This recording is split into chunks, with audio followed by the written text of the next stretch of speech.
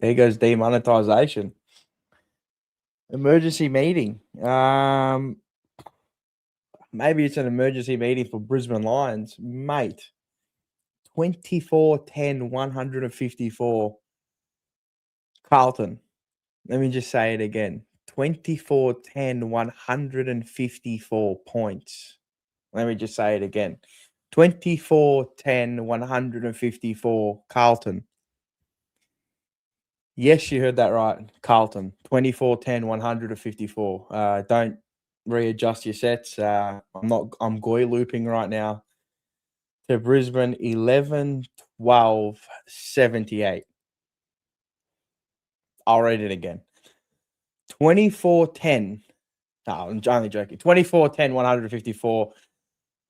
Carlton defeating Brisbane 11-12, 78. Blues victorious by 76 points at Marvel tonight. Where do you start? Good evening. Good evening to everybody that is getting home from the footy, that's still at the footy, that watched from home tonight.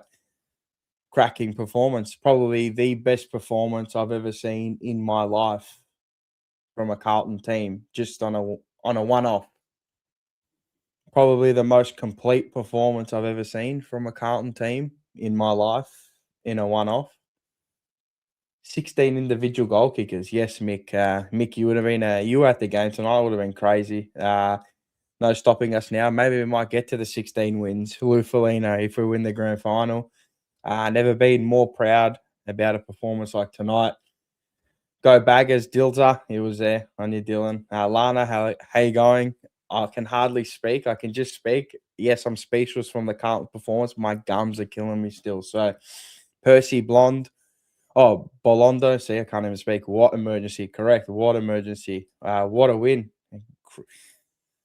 Rocco Moro, Lana Owens. Best night since September 15, 2023. Nah, go further than that. You've probably seen 1995. Well, you might be a young man like myself. Evening. Fagan is spooked. He saw Casper the Ghost. He was. Matula, how are you? I'm speechless.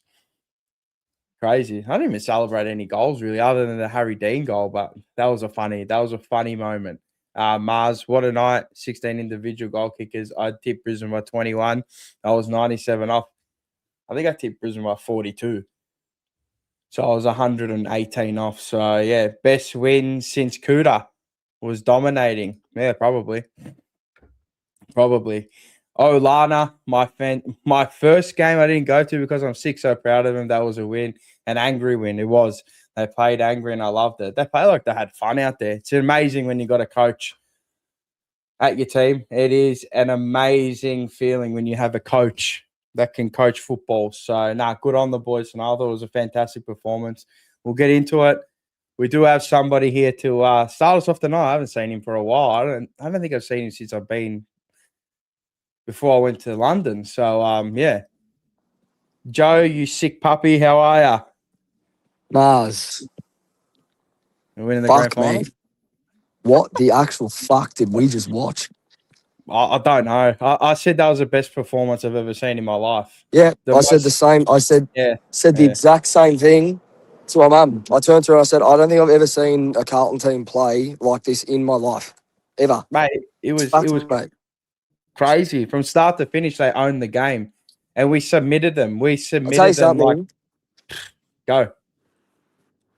There was just an energy at Marvel tonight from when I walked in, and you could feel it, man. It was just buzzing from fucking pregame. It was buzzing. It's like people, not that we had a feeling, but it's like Cripps 250th, and you're thinking, you know what? If there was ever a fucking night they were going to get up, and really put something in, it was tonight. And from the first minute, the place was buzzing, man.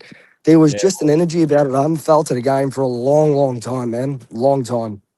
It was I was shocked, to be honest, and I was shocked the way that they gave up, or maybe because we just submitted them, they couldn't go with us. They couldn't go with us for 120 minutes of football. Well, this is what happens when you put scoreboard pressure on a team early. We were 6-1 on the scoreboard, not 1-6.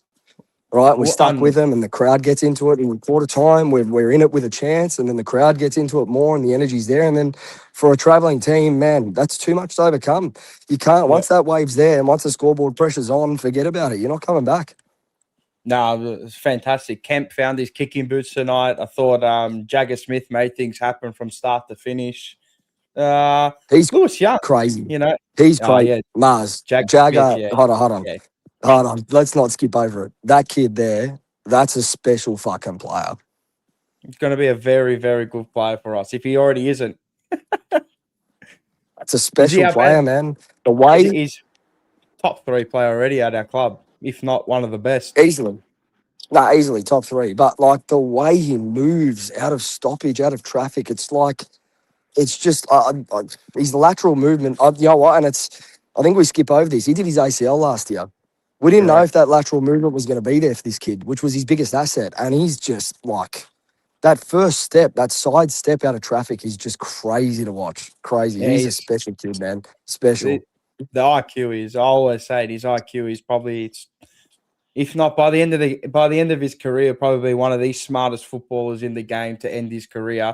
But his evasiveness in packs and out of packs, and the way he just finds space too, like, yeah, there's, sometimes you get caught, but that's just Jago, isn't it? I mean, you'll learn, and you'll get more protection as we get on. You get even more protection as Cody Walker comes in as well. But yeah, he's grown into the season like a seasoned professional. So he's played 20 games. He's played 20 games in his career.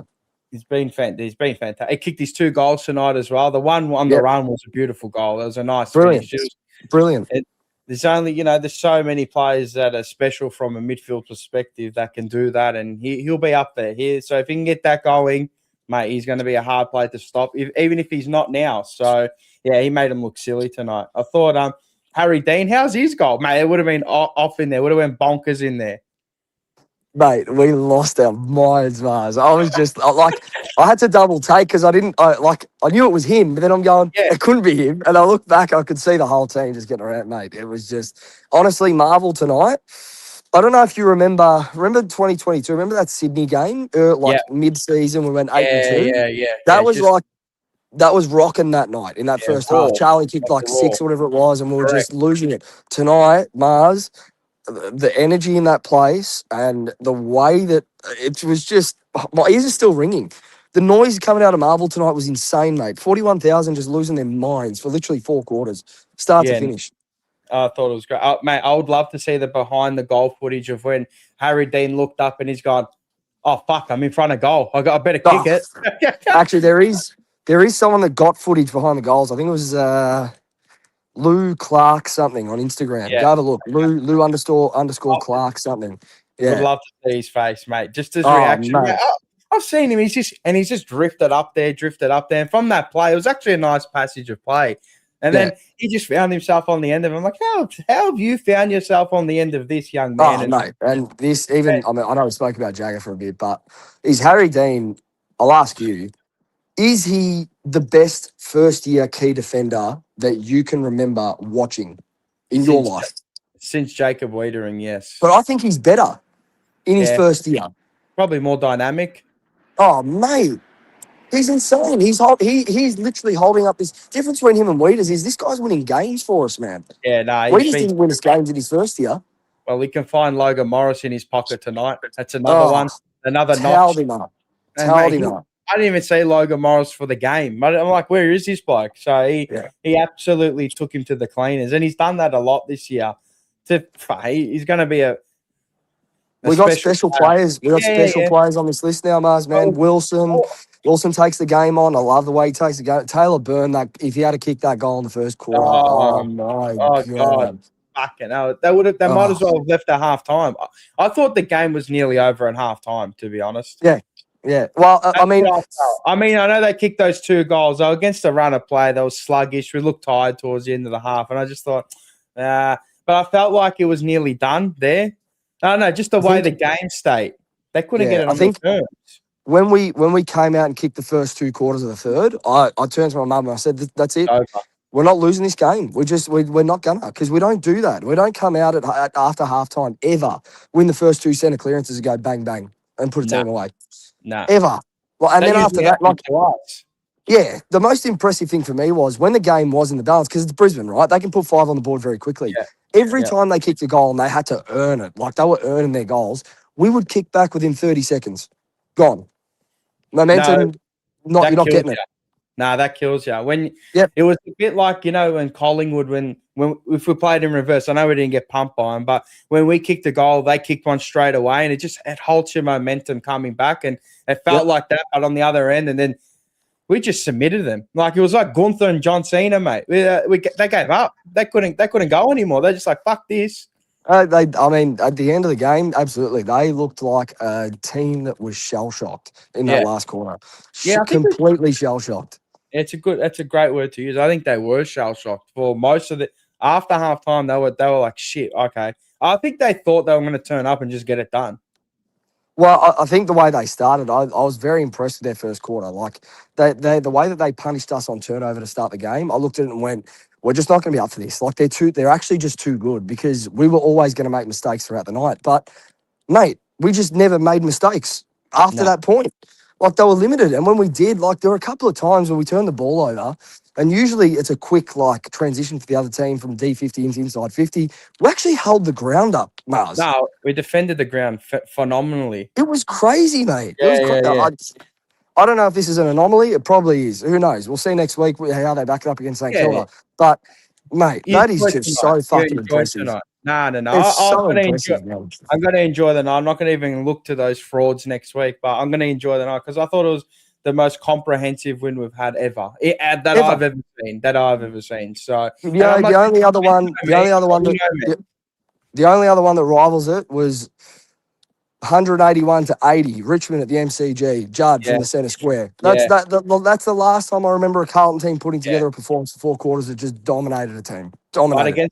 against the back-to-back reigning premiers, they're vying for a top 2 position as well, and you just go, And that's what makes it yeah, the best, man. That is the that, best we've ever seen. yeah. And you know how I am. Probably the most pessimistic supporter that there is. I've already You waned are? off the year anyway, but Yep.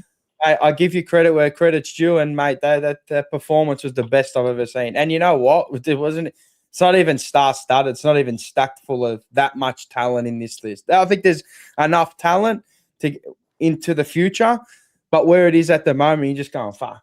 No one would have picked this. No one. You and I have had many arguments about coaches versus players. I'm more than happy to put my hand up to say we had the wrong guy in that fucking chair for too long. Simple. Oh, mate. I've said it. I've said it. I've fallen on my sword already 3-4 times. I'll say it again tonight. What Fraser's been able to do with this team, 9-2 since he's taken over. If we aren't serious as a football club looking at this guy as the next senior coach, mate, I don't know what else he's got to do. Well, that was my point. next I really question. don't. Surely that now puts him in the $1.20 spot, the number one candidate at this present time. He's got the boys playing. He's taken a big spell. Has to be firm favourite. Has to be. You've just beaten the back-to-back reigning premiers by 76 points, and you're 9-2 as a senior coach since you took over a 1-8 team. Like, what interview is he doing at the club? He walks in and goes, "Well, you know what I can do." That's it. This is the problem for the other coaches. Enright might be great, Kelly might be great, John Syracuse might be great, but at the end of the day, they haven't taken a senior AFL team to 9-2 and scraped them from the bottom of the ladder into wildcard contention. There's one guy that's done that. That's it. It's crazy to think. And you know what? Even after the game, I mean, he's probably already in his head. He's like, "Oh fuck, we won the game already." But I was watching obviously on TV, and you see him after the game, and he wasn't even like.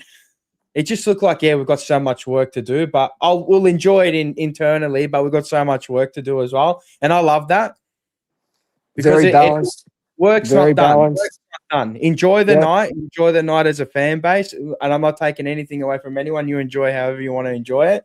But I'm looking at him from a head coach perspective and going, I love it. You're measured. You're not out there fucking, we're going to win the flag and hugging everybody like, we're just popping champagne. It's okay. You showed me what you can do against the reigning premiers. Now I want to see it again and again and just repetition. But I think he's got to be the firm favourite. I've got him in the top spot right now. He has to be after tonight. Very balanced, very humble. And I'll tell you, before I let you go, It's Yeah, the that's right. first time. So they flashed him up on the screen a few times after the game, and it's the first time. It's a bit different to Teague. I remember with Teague, because what everyone compares it to. I remember with Teague, all of us got ahead of ourselves. Not you. I won't put you in that bucket, but there were the majority of supporters got ahead of themselves, going, just give him the job, right? I think it's Yeah. been a bit more reserved this time around with Fraser. We're kind of going. We all think we know what you need to do. You haven't quite got there yet, but I think tonight was the first time everyone in that stadium looked at that screen and went, "That's our fucking senior coach." Simple. Yeah. I Has seen to the be. first. I saw. I saw the first smile come from him in game when fucking Harry Dean kicked his goal, and he was actually laughing. So it was good to see him crack a smile as well. So I Mars, I mean, don't know, mate. I mean, next week we'll see, but that's just that crazy is one performance. that is one out of the box, man. Like we're gonna remember that Well, for a you know long, what I love too long is that fucking they've learned time. Long time. these these kids have learned how to win now. Like they're learning how to win, which is good. When these Yep. kids never Yep. learned how to win, the Cripses, they came in and all that, and they were just losers. They were always losing, losing, losing. These kids have learned how to win early on. Well, they're So not just learning how to win; they're the ones that are actually winning us games. that's right. I That's the thought Taylor. difference, man. Yeah, fuck it. I thought that was Jagger Smith's best performance. I would have thought. For me, I think that's his Easily, best performance. Yeah, and he'll easily. only get better. I mean, this is what are we at? What 20 games into his career? So 21, yeah, whatever it is, but it's just, yeah, it's fucking. no, it's great. It's fantastic, Mars, and I'm mate. buzzing for everybody. I hope we got. Hopefully, we go again next week. I want to see it backed up again. I hope we make a prelim, so We I'm there will. because that's when I'm back. We will back it up next week. I can almost guarantee you.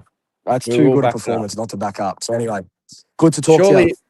good to talk to you as well. Take it easy, and surely you're watching the Arsenal tonight in the preseason.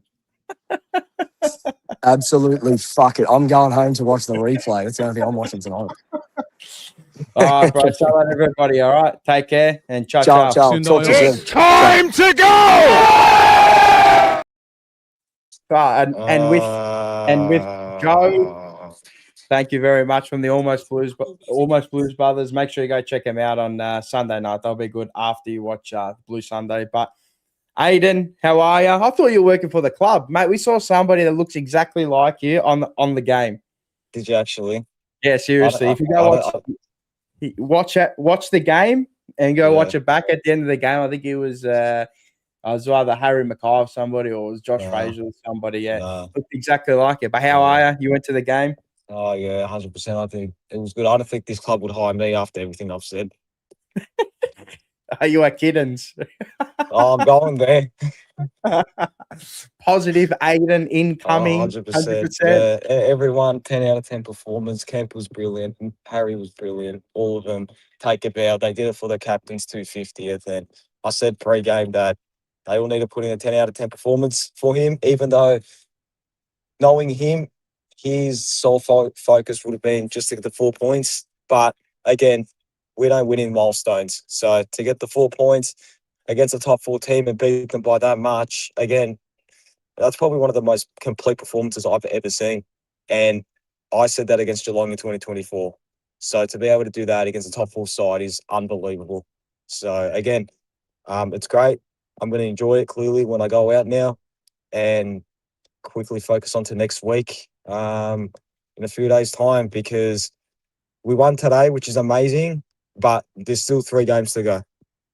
Well, we sit in that. Like, who would have thought we get that win? It puts us in the wild card spot now, 97%. St Kilda chasing tail, which is an elimination final next week. 100%. He was. Not even just him. Dean, Byrne, Billy, Dirksen. Like, waitering who? Start him through the twos, huh? He comes back through the twos. He comes back through the twos now. 100% clip it. I don't care. He comes back through the twos now. Them two, they were a wall. All of them, that back line were a wall. We were winning by 76 points, and they were still chasing, and they were still forcing them to not score a goal. They're hungry. And as you said there to Joe, and I think I said this to you and Terry and everyone else I've spoken to, the more wins you get, the better it is for the development, especially our younger players going forward. course. And it sets a precedent for a better culture when Walker comes in and anyone else that comes in as well. So again, to think that we were 1-8 once upon a time, it's just fathomable. It's just unfathomable to think that, honestly. Like, we were 1-8, and apparently you needed to trade Cripps, trade Wiedering. The players couldn't kick. Like, Akers, Walsh, all these players that couldn't kick a ball, they're suddenly got, like, what, 65, 70, not 65, 70, 75 disposal efficiency each and every single game now, besides probably the Collingwood and Hawthorn game and Gold Coast. Yeah, I mean, winning is footy's best remedy. It's its best healer as well, best medicine, as we always love to say. I mean, if you're winning games of football, everything else takes care of itself. You know what I mean? So, I mean, you're not 100%. dropping George Hewitt again, are you? No, you're you not. know, Ollie That Torrens was playing just, good football. oh my God. Oh my. To think that he was dropped because they wanted to try and find something new or try out something new, that was just sackable then. That's how you knew that the writing was on the wall. His writing was on the wall probably last year, but again, we move on from that. We're one game away from possibly cementing top 10, which would be unbelievable. I think Fraser is probably in line to get the job now if he applies. If he doesn't apply, I'd be shocked. Yeah, That's the now. he has applied. I mean, he's just straight batting it, straight balling everything. He's just saying, smokes and mirrors. I don't want to be a part of the job, but if you read between the lines, mate, he is going up for the top spot. He's probably. I firmly have him. He's the favorite. He's the favorite right now to be head of the job. 100%. This is different to take. This is different to take. This is not a sugar hit. This is just not a sugar hit at all. It just isn't. And we spoke on the phone after the game, and you said to me that Cripps didn't play his best game, which says something, because if we're not relying on him to do well, and if you've got 4 or 5 guys like Jagger, Walsh, and Hewitt around him to do a job, it says something about the team's mentality to obviously do their role. If that makes sense. I agree. To be honest, for me, that was Cripps's worst game of the year. To be honest, 100%. I'm happy that it's his first game of the year, and we've belted him by 76 points. Like, 100%. Do you marry up 76-point win against the reigning back-to-back premiers and Patrick Cripps not having a great game? I've got no idea. But anyway, I'll let you go. I'll let you go. Have a great night. So, thank you. Have a great night. Take care. It's time to go! And yeah, if you want to join, the link is in the description below if you do want to join. If not, and it is what it is. But it's a happy night tonight. It's I'm kind of, I don't know if I'm lost for words. I mean, you look at George Hewitt's game as well, highest rated footballer on the ground. 33-18. He's had 15 kick, 18 kicks, 15 handballs, 11 marks, 3 tackles, 8 centre clearances. He's had 500 meters gained. George Hewitt couldn't even kick over his own shadow, and he's had 500 meters gained, and then he's kicked a goal as well. So probably playing better football than he did last year, to be honest. And I think somebody did say that. Where was that? Yeah, Hewitt was our highest rated, 100%. Hewitt has turned into a goal-kicking mid, who would have thought? I agree. And, I mean, this was a string to his bow that many people, if you watched him, he can kick in front of goal. He's got a lovely kick in front of goal. I don't know how, but he just does. Nick Carlos, how you going, brother? I don't know what happened. I do not know what happened, but crazy. Johnny fucking Holden, what an absolute awesome game. It would have been fantastic to be at as well. Wiedering was pretty good in rookie year. Yeah, that's what I said. Taylor Byrne is a special talent, definitely. Let's get this man in. What's going on, brother? How you going, brother? How are you? Hey, good, bro. Can you hear me? Yeah, I can hear you loud and clear. Yeah, hectic. I'm just on the way back from the game, bro. What's doing? I don't even know what I just watched. I don't even know what I just watched. I don't even know. That was hectic. It was a good game. It was fucking solid. I've said that's the best win I've ever seen, to be honest. And you know me how I am. I reckon that's the best win I've ever seen. Enough to get you back next week, or what? Nah, I got to stay true to my word. I'll stay at home. We're winning, so we're doing all right. If I'm staying at home, we're winning. It's all good. As soon as I come to the prelim, we'll lose. First week finals, you'll be there, though, yeah? Nah. Prelim, I said. Prelim.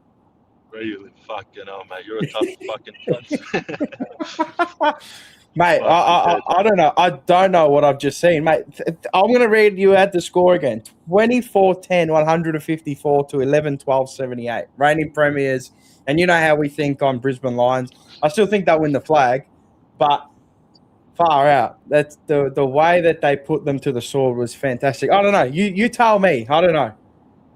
You know me in Brisbane, bro. Brisbane's my second love. I rate Brisbane, but bro, we did a Brisbane on Brisbane pretty much. Agreed. Pretty much ran over them, bro. Fucking Levi Ashcroft too. Loman the fucking with his little floppy shit, dirty little cunt. Hey, bro, but Taylor Byrne, man, watching Taylor Byrne like in person, I don't know how it looked on TV.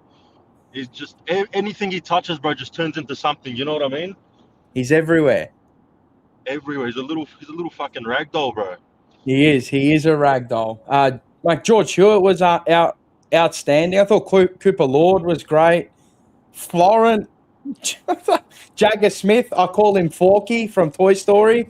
Mate, this bloke is only going to get better, and better. I don't know what he looks like at the ground. I do know what he looks like at the ground, but tonight. Florent. You're right. Florent, bro. Fucking unbelievable off halfback. Honestly, Jay Chera was all right too tonight. We bag him when it's warranted, but he was pretty good tonight. Pretty efficient kicking, good marking. Yeah, he was all right. Nick, how are you? Yeah, I'm a bit like you, mate. I'm very shocked. I mean, that was the complete game, wasn't it? Really. One of the best I've ever seen. You know me. I'll say it a million times. I'm the most pessimistic Carlton supporter that there is, but what I've seen in my lifetime, I think it's the best and the most complete performance I've ever seen. And the kid got it done. Yeah, the kid's got it done. And when you're seeing Kent kicking 5 goals straight and then missing, I mean, Kent's kicking goals, 5 goals. Where's Andy? Andy must be. He must be in a coffin somewhere. He's curled up in a ball. Andy. I was thinking of that. You're thinking, my God. To be fair, those shots were pretty fucking straightforward shots. Yeah, most of them were right in front of goal. He's got a kick. But he normally misses those. That's true. He also took some good marks as well. He got himself into the right positions to get there as well. So you got to get there. I thought he outworked his opponent all night as well. So look, you got to give him credit where credit's due. I don't know what else you have to do to get some credit around here, but 5-1, like I thought he was fantastic. Will Hayward, I thought he had a good game. Yep. Got a lot of drive. Should have heard the joint when when Harry Dean kicked that snap on the run. Oh, mate, that was Let's just break down Harry Dean for a second. The guy had Logan Morris to 5 possessions and no goals for the game. Yeah. Amazing. Absurd. He's a competitor. Like this kid, I mean, as soon as you saw him, the first time I saw him at preseason, I go far out. You got a player on your hands. Like he was taking Harry Mackay to the cleaners in preseason. And I mean, I know it's Harry Mackay, but he's taken all of our players to the cleaners. I'm going, fuck, there's a special player here, and the way he's grown into the season as well, and he's matured. Oh my God, Mick, how are you? Hey boys, how are you? Good. Thanks, mate. Bro. I'm surprised my voice has come back. I had nothing left when I got in the car before. Yeah, awesome night. I mean, you guys have said it already, but that's probably one of the best complete games that I've been to in my. I mean, I'm 41. I can probably count on one hand how many of those sort of feelings I've had. So it was a ripper game to go to, and for Cripper's 250th, yeah, amazing. And that little stat I threw up before, Mars, that's 16 individual goal kickers, that's a record for us. Yeah. It would Well, be. so far it Most says things. on Reddit, but yeah, we broke the last time was 14. So if Cripper had kicked that last one, which would have been, the icing on the cake, it would have been 17 individual goal kickers. If only he kicked that. If only. I was thought, fuck, get him up the field and just get him a goal. They stuck him up there, and then he ran in.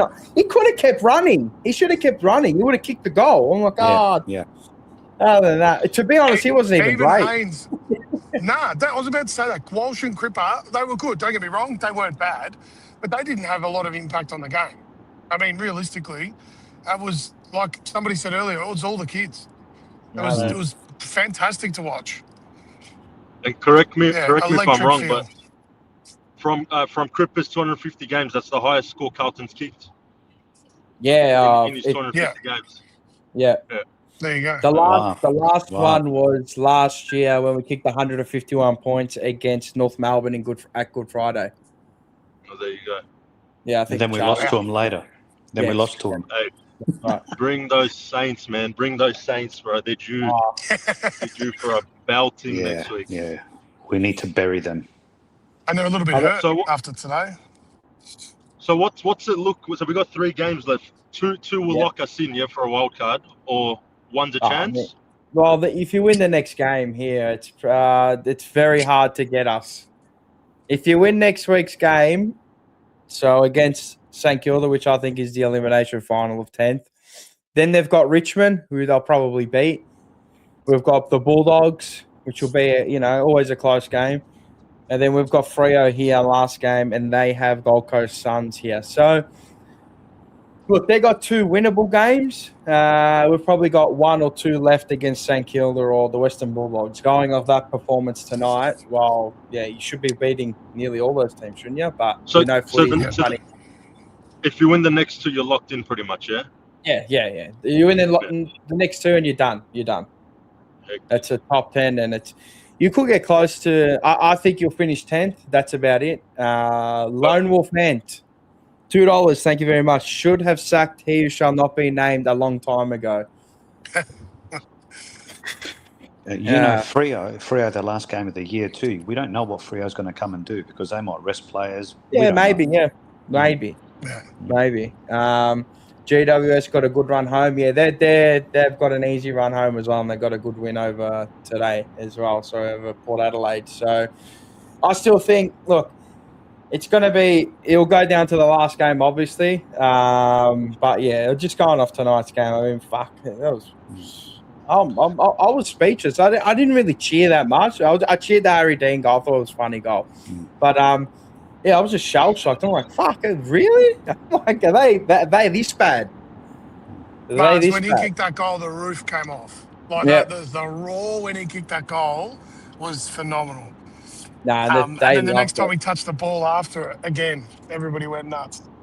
They flew the flag, Marzi. They definitely did, and good. I'm happier than anybody. Trust me, I'm happy. Inside, it's great to see these young kids learn how to win, and because they're winning games of footy for us, they're our future.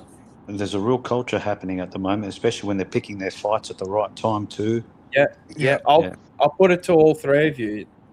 I mean, we're probably all going to say the same thing, but coach now, Fraser. Oh, it has to be.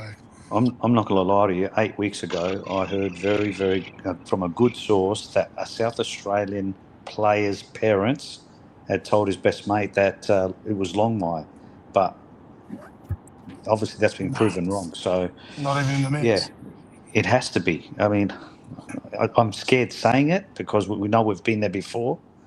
But the guy's done nothing wrong. I still think look. I don't want to be that guy. I still think it's a little bit early. You let the season play out, see where we end up. Yeah, I agree. We're still the type of team that can come out next week and lose to Saints. You know what I mean? So I reckon we wait, see how the season plays out, and then make a decision when the time's right. Until then, let the guy do his thing, though. I agree. Yeah. That's it. Let him cook.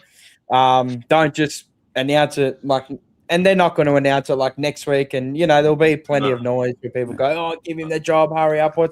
He's done nothing wrong, as, Nick said. But you still got to do the due processes, do what they're doing, do it right, do it correctly, like Graham Wright and Chris Davies are doing so far. So The interesting thing is that no one knows.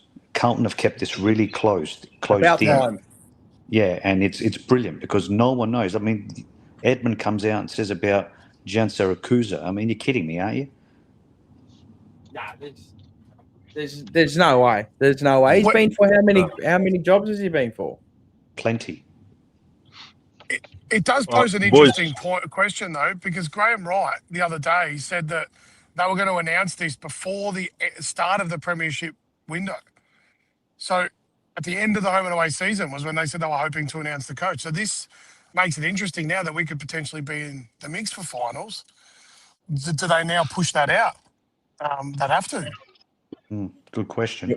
You off, Steve? So Yeah, I'm going to leave you to it. All right. Hope See you, everyone buddy. has a good night. We'll catch up See you, for a mate. Up slap. next week. We'll Yeah, catch sounds up for good, a boys. slap, See you, buddy. Take Take care. care. Have a good night. Take care. You Take care. too, son. bye-bye. It's time to go! Always good to see my brother Saif turning up. That's who we sit next to at the G. So yeah. But I'm just gonna put that down. I'm gonna sit down because I think I'm done standing now. But yeah, no, I agree with the Josh Fraser talk as well. I think you just need to let it go towards the end of the season, and yeah, whatever I think I might decision have they. dropped out. No, you're all right. I'm lowering in real time. But yeah. We do have a super chat. Moondog 1978. Thank you very much. 1978. Thank you very much. 299. Blues were dogs tonight. Ruthless and hard. Yeah, all night. Great call. Mars, go to the cupboard, pull out a Carlton Can you hear t-shirt. me? Because I can't Yeah, hear you. I can hear. Yeah, I can now. You can't hear, Nick? Come back. Okay. You can hear me, yeah, Mick? Can you hear me, Mick? Yeah, we're doing the Mark Marrowan. Can't hear me. Can you hear me? Rob, how are ya? Pumped, mate. You know me, mate. Absolutely pumped, huh? You're crazy. Well, so you know who I'm happy for? Patrick. I dropped out. I can hear. You can hear? All right. Yep. Perfect. All right. Do you want to hear the fantastic. show? I was just Wait up. I'm gonna kick him out, and then if he comes back, Mick. Yeah, Rob, go right I'm ahead. happy for Patrick Cripps because his 200th was an away game, was against the Dogs. And me and my brother we're on level 3, we got an away ticket, and he was busting his gut to try and win that game because the poor bloke on his milestone games never won shit. Yep, that's correct. You know, and to do this on his 250th, whether, you know, and he didn't even have to do much. Like, you know what I mean? The team finally got up for him. He didn't have to carry him over the line. He didn't have to do any of that sort of stuff. And for once, he kind of like took a back seat and let Hewitt, Jagger, Walsh do their thing. Man, You know what I mean? He didn't even have the best game, probably his worst of the season. But But it was great. It was great. He took a back step and he let him do their damage. But Mars, maybe he needs to take a back step because obviously they'll probably tagging him or they'll sending someone to him. So the other guys need to get off. Yeah, they need the others need to get off. The others have to do that. You know what I mean? Agreed. We do have somebody waiting in the wings. Wait, give me 1 sec. I don't know. We can't see him. Moondog. How are ya? Nothing. I don't know. But anyway, let's not forget George Hewitt. You know, the guy that was dropped for 5 weeks. Unbelievable. By you know who. Man, we sat here for weeks at the start of the year. I remember I was getting on and just talking about when is that guy going to go? That guy, just give a new set of eyes over this list. It can't be that friggin' bad. You know what I mean? And now look what's happened. And I agree with what you've been saying. I would let the season just play out a little bit more. He's the man. You know, I've said it since the start of since he got given the interim coach. Graham Wright brought this guy over for a reason. He's seen something in him. That's what I personally believe that. And this nonsense, he has to say he wants the coaching job or not. He doesn't have to say nothing. His results are showing it. This guy doesn't need an interview. No, When he he He's played it very smart. Yeah, man. Why would you come out and say, yeah, I want the job 5 weeks ago? Why would you? For what reason? It just puts everyone under pressure. You're not doing what?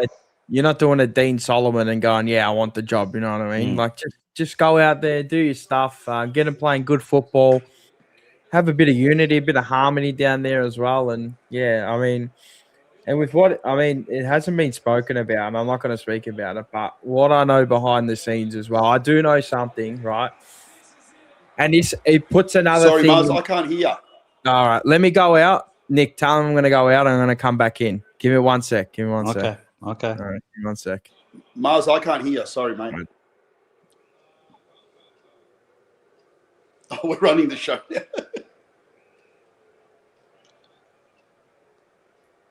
I don't know why this always happens, but it always happens. Can you hear me now, Rob? No. Nah, fuck. No. It's the worst, man. You know these streaming services. I'll kick you out and then come back in. Come back. Crazy. I don't know. Crazy. Go back. Anyway, what I know, there is something that I do know, and I'm not going to share it because it hasn't come out yet. So when it becomes public, it'll become public. But, mate, to do what he's been absolutely phenomenal. And to get them going and playing football like he's been going, mate, he is genuinely $1.20 favorite for me. And, you know, he is going for the job. Now you can hear me, yeah? Yeah, I can hear you. Yeah. Okay. Yeah. So what I was saying is that I do know something, and I'm not going to say what it is, but it's quite phenomenal and remarkable to do what he's doing, what he's been going through. He's, mate, like, hat off to him. Like, everyone would have just stopped, quit before, but this bloke, seriously, $1.20. It'll probably come out probably the end of the year or not. Maybe you want to keep it, you know, under the wraps, but mate, good on him. Phenomenal effort. And mate, what are we 9-2 under this bloke? But even the players are not coming out like the Teague train and coming out saying, yeah, we want Josh Fraser, we want Josh. No. Everyone's just put a lid on it. But that's what you get when you get a boss like Graham Wright and Chris Davies, right, running the show. Yep. You know what I mean? Like, what, 3 weeks ago, that idiot's reporting it's down to a 2-horse race, 3-horse race. I saw a picture of Sean Grigg waiting for his interview 2 Fridays ago. I've seen the picture outside Dimartina's. Mm-hmm. You know, now GNC Cruz is being interviewed. They're not letting anything out of the bubble. Nothing's getting out. They've got no idea. The media's got no idea. It's grouse. How good is that? Yeah, of course. We're operating like a real football club, mate. Mate, everything was getting out under he who shall not be named, under Sayers, under the other idiot. You know, this hasn't happened for I don't know how long, maybe 25 years. I don't know. I don't even know how long. You know, since maybe Radden, maybe. Yeah, I reckon since Pratt. I reckon even when Pratt. Unfortunately, Pratt passed away pretty early. He got cancer. But since those days, you know what I mean? We haven't been. There was always leaks. There was moles. There was people coming out. I know this. You know. You know what? Nobody knows anything now, unless you're in that four walls, or unless you're really close to these people. You don't know anything. And I'm so glad. Like, you know what? I haven't read anything about the coaching process. I've stayed off all social media, but I'm like, about time. Maybe I've distanced myself a little bit and just gone, you know, just let it play out. Whatever happens, happens. Who cares? We got the right people now that are there to put the right people in charge. You know what I mean? $2.99 from Enzo Valentino. Our pressure was enormous when it came up. Our pressure all night was it was phenomenal. They made a lot of mistakes. A lot of mistakes, Brisbane. Crazy. After quarter time, it was crazy. $7.99 Oz Yates. Thank you very much. We smashed Brisbane at Marvel earlier tonight. Based on that performance, the Brisbane Lions aren't making another grand final this year. Go Blues. Maybe, or maybe it's the exception to the rule. You never know. Maybe it's a wake up for him. Yeah, maybe it's the exception to the rule. But let me bring in the Rock or Chow. How are you? Sizzle. How are we, guys? Good. I just thought I'll come in just for a bit. I'm going to spend some time with my girlfriend tonight. But you saw the watch along, man. No one expected that, but you, mate, that win there, there's nothing bad about that. It just shows, look, we're not the complete team yet, but it shows that we know how to play this style of footy. We can match it with any team. Fremantle, I don't care. It's not just about tonight. We can match it with these teams. The thing is, how long can we match it for? Can we back it up next week? You know what I mean? That's the thing with us. But when we play well, we look good. We look good. We still need a forward. You know what I mean? Kemp kicked his 6 today. Great effort. That's what we wanted from the guy. Great. 5? 5 Oh, 1. yeah, that's right. 5-1. Akers stole a goal from him right at the end. That's right. That's right. Yeah. What a bastard! What a bastard! But in fairness, they burnt Akers a whole bunch of times. So. Yeah. I mean, it was a team effort, of course. It has to be to win by 100, by 70 odd points. It has to be a team effort. But what it shows too is we've got a bunch of good young kids. They're good, man. I'm telling you, like Dean and Jagger, they're good kids, man. The Moo there, Cowan, and you got Byrne at the front. You know what I mean? There's a lot of Walsh is a good player. Yeah, sometimes he should have kicked a couple of goals, but he kicked one at the end, which was a really good goal. Mackay, when he's up and about, he looked like Wayne Carey after the first quarter. Like he was running up the ground. Every time the ball went near him, you go, he's going to mark this. Like when his confidence is up, it's up. But the thing is, can he back it up next week and the week after? It was nice to see free kicks as well given to him. What was that? It was nice to see free kicks given to him as well. Yeah, that's and right. Whatever. Well, if you go up front and you put your hands up, you're going to get those free kicks, Yeah, we know. No, it was a great win, and it shows a lot about Fraser too. He keeps saying that, he's going to see, it was weird in the last press conference. He said, I'm going to decide in the next week. I reckon this game is a big one for him. Them winning this game says a lot about what he can do with a group. You know what I mean? So I'm going to, if he wants it and he puts up a good, a good bloody, interview there, I can't see him. Yeah, I can't see him not getting this job, man. I mean, they love him. They're playing for him. I'm wrapped, man. That was great. I enjoyed every minute of it. Man. It was fucking great. I thought I was just looking at a player on the stat sheet. I don't know. I reckon Chera's been very good. Chera's been very good ever since. Underrated game, that one there. It was a really good game really for good him. tonight. Yeah. Really good tonight. And he had to. The thing is with Chera is tonight he had to step into a role. Like he had to step into that Newman's role. Role. Newman's out, and he had to step into it. And he stepped in as a really good. Our wingers were still a bit. Who knows? If we could get a couple of good wingers, imagine Carroll's there. So, yeah. But well, I think you change Carroll with Cottrell. 100%, or maybe Akers, like Akers or Cottrell, and then maybe even get Hollands back in. But that's for the future. We'll see how we go there. Yeah. That's for the future. Hey, is it me? Yeah. Is it me, or do I feel safe now when I see the ball in Chera's hands? It looks like he's kicking to a player is very, very good all of a sudden. He looks a lot more comfortable in recent times. He does look like more comfortable. This could be also the way we structure and the way we are set up upfield. All of a sudden he knows where he's going and he's kicking. Mate, when we were under the other coach there, man, I'm telling you, there was no one up ahead half the time. Mars, we went to those games. We were there, man. Half the time, there's no one up ahead, man. Like, where are even Florent looked like he was a banana in the first 8 weeks. Like, there was a lot of turnovers. Still a good player, but far out. All of a sudden, like they're looking sideways. they're cutting those angles. You know what I mean? They're lowering their eyes.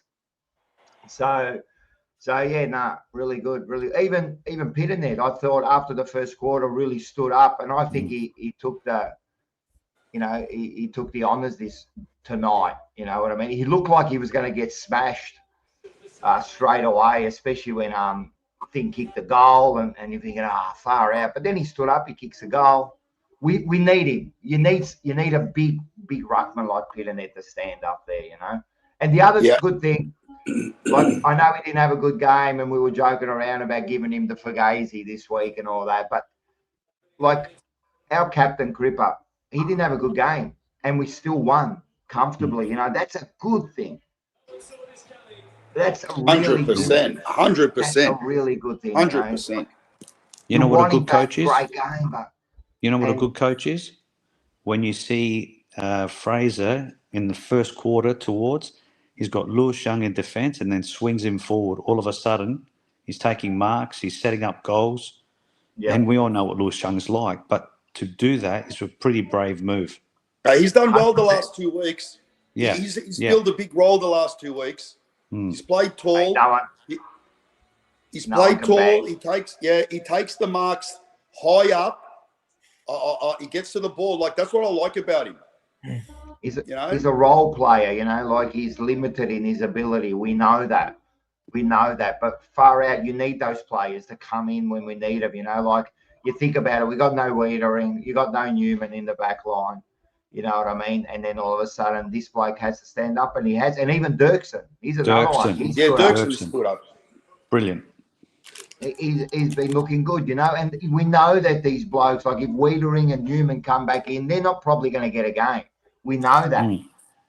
But when you come in, you have to be ready. You've got to be ready, and they seem to be.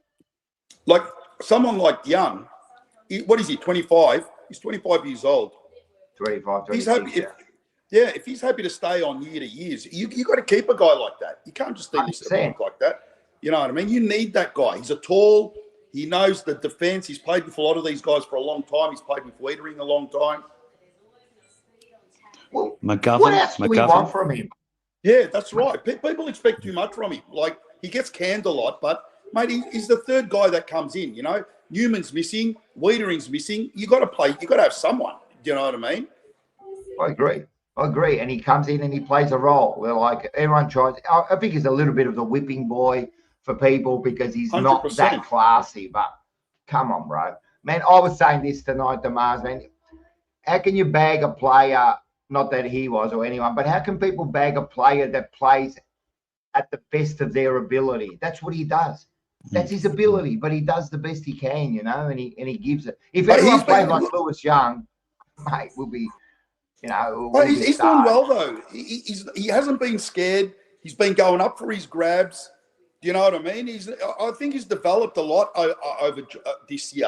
Over when Josh Fraser's used him, and he's used him often. That's what I just find. Maybe it's Josh Fraser. He's getting the best out of these blokes. Yeah, you build confidence. He is. He's getting the best out of the whole. I think that we're playing the way we should have been playing all year. We are about the 10th, 11th side. That's where we should have been all year, not at the bottom of the ladder. Yeah, not 1 and 8. 100. That was a bad 1 and 8. That was shocking. There's no way that team's a 1 and 8 side. No way. No way. So did any of you guys watch the reserves today? No. Well. Yeah, they looked good. Even the Twins looked good. They beat them well, didn't they? Yeah, they beat them by 60 points. Yeah. 19-6, 120 to 9-6, 60. So, yeah, I'll go back and watch it. No, they played well. Look, there's not many, I reckon. I reckon there's 3 or 4 kids in there that could possibly make it to the seniors if you really think about it. But I've been saying Ben. I think Ben is the one who hasn't played yet. Ben's been impressive in the reserves for a while now, picking up his 25, kicking a goal and that. Yeah. I think he deserves a game. I think he deserves a game soon, you know what I mean, and see where he's at, you know what I mean? It's hard to get someone out at the moment because they're all playing well in the midfield. No, well, after tonight, you can't get no one out after No tonight. one. You're not getting Well, no one you out. look at Cooper Lord when he brought him back in a few weeks ago. He was a bit rusty, maybe wasn't with the flow yet. But geez, he's come up quick. You know, last week and this week he was very good this week. He's a Especially the role last player. three He does his quarters. job, man. Yeah, he was very He good. does his job. Yeah, no, he's good. He's good. He's just a role player. He does his job. Do you give McGovern another year? I would. Well, he's happy to stay on a budget contract. Yeah, Why wouldn't you? yeah. Yeah, no. If he wants to stay for nothing, well then yeah. Well, obviously not for nothing. Obviously going to get paid, but yeah, if you want Just to, adds depth. yeah. I mean, and then if you can find something that pushes him out, and then you can, use him sparingly whenever you need him, well then yeah, why not? It's good to have that. 100%. But we That's need to be good. looking past it. But yeah, I'm happy to have him on the list for another year, a 1 year, not 2 year contract, 1 year. You see No, the 1 year. Saints? They wouldn't be going to a 2 year contract with him now. Yeah, Yeah. And I think Silvani, de Koning injured. Are they Yeah, I out? saw Are they both out? 100% Or? they're out. 100% they're both gone. I don't know. Maybe Silvani's done his shoulder, will hasn't come up, but he's going to be sore. The Yeah, Conning came back on the field, didn't he? That's what I thought. He came Yeah, back on the field. That's what I saw. Yeah. But maybe like he came back on, but he didn't look right. No, it wasn't I the don't give a same. fuck. Play them both, man. Play them both, man. If they want to play them both. Like next week, if we want to make, the wild card, we got to beat bloody St Kilda, man. St Like Kilda. this was the one we were supposed to lose, and now Yeah. you've got to beat St Kilda, mate. You got to beat them. You got to beat everyone. You got to beat maybe the Doggies the week after. You beat St Kilda and the Doggies, then you get to the Freo game, and if you've made the 10 and you can't go any higher, you give our boys a rest. Fuck it out. Rob, you already give it. No, because you don't have the week off. If you know you're going to make wild card and you can't go higher than 10, you need to rest some of the guys because they haven't had a break. The normal week off that you would have got for finals. Yeah, I agree. In the next two, I think you're in. Maybe. If we win the next one, we're definitely in. I reckon if we win the next one, we're almost done. We're almost in. But we'll see how we go. We boosted up our percentage a bit tonight too, so which kind of helps, because it was really low. It was 90 or something, 91. Now it's at 97, so that was good. Yeah, I know. Rocco Moro says it. Hey, Rob, 1 week at a time. But, man, you're already resting players, mate. Like this is unreal. It'd be disappointing. You know what? It'd be disappointing to lose to St Kilda now. Like, of course. This is what we all worry about. This is what we all worry about. Even that game at half time, like I was excited. I mean, even at like 3/4 time, I'm going like, it's 8 goals. Brisbane is at 8 goals because it's Brisbane. They can come on a run. Yeah. But you know what? Yeah. After the first 5 minutes, you saw. Hang on a minute. We know what we're doing. We're not capitulating. Like, you know what I mean? Like we were. 100%, Especially against the 100%. top team. Because they would have felt the pressure. We're 8 goals up. Here we go. You know what I mean?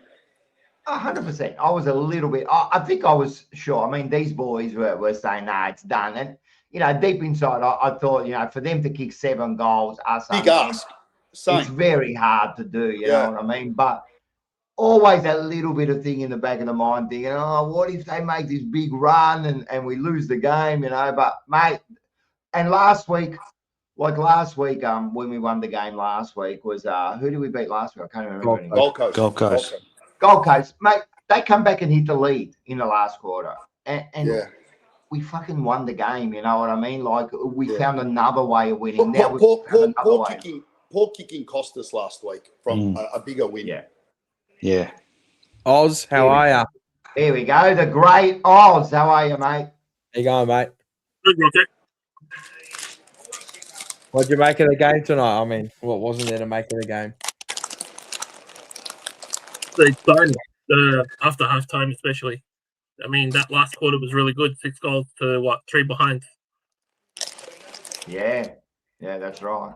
Something different. We kicked 6-3 in the first, and then 6-4 in the second. Then we kicked another 6-2, and then we kicked 8-1. So No no, way. six again. Sorry. Far out. When you say it like that, Mars, like Yeah, well, sorry, not 8 in the last, 6 in the last. Far unbelievable. when we kicked that straight ever in front of the sticks as well? Set Never. shot kicking. I can't remember. What were we? I think we were like, what was 11-1 or something like that, or 11-2. I think that was a stat. A set Maybe shot not kick. 11-1, but I think we were like 11, maybe 3 or 4 What did or we? something. I think we kicked 6-1 in the first quarter. Set shots. Like, Mm. fuck. When do we ever do that? I'm watching. I'll show you. There you I'm showing there. I'm watching a bit of Fox Sports, just on the replay, and they're showing the Harry Dean scalps because he's there with his old I mate. saw that today. Right. That was Logan Morris 1, Mitch Lewis 1, Jake Waterman 0, Aaron Cadman 0, Nate Caddy 1, Mitch Georgiades 1, Will Lewis 0. Nah, he's been Right. phenomenal. The cunt's It's phenomenal, man. The bloke is he's just a phenomenal player. What For the his hell? age. For his The age. last- Look, that's Wiedering type. Yeah. You think about it, Well, Wiedering was Yeah, when Was his doing this first sort year of was stuff. unbelievable, Wiedering. Yeah. I think he averaged under a goal a game as a key position, 18-year-old. Like, that's fucking crazy. Like, and he played on nearly all the best forwards that year. I Yeah. remember that. I've never seen that before.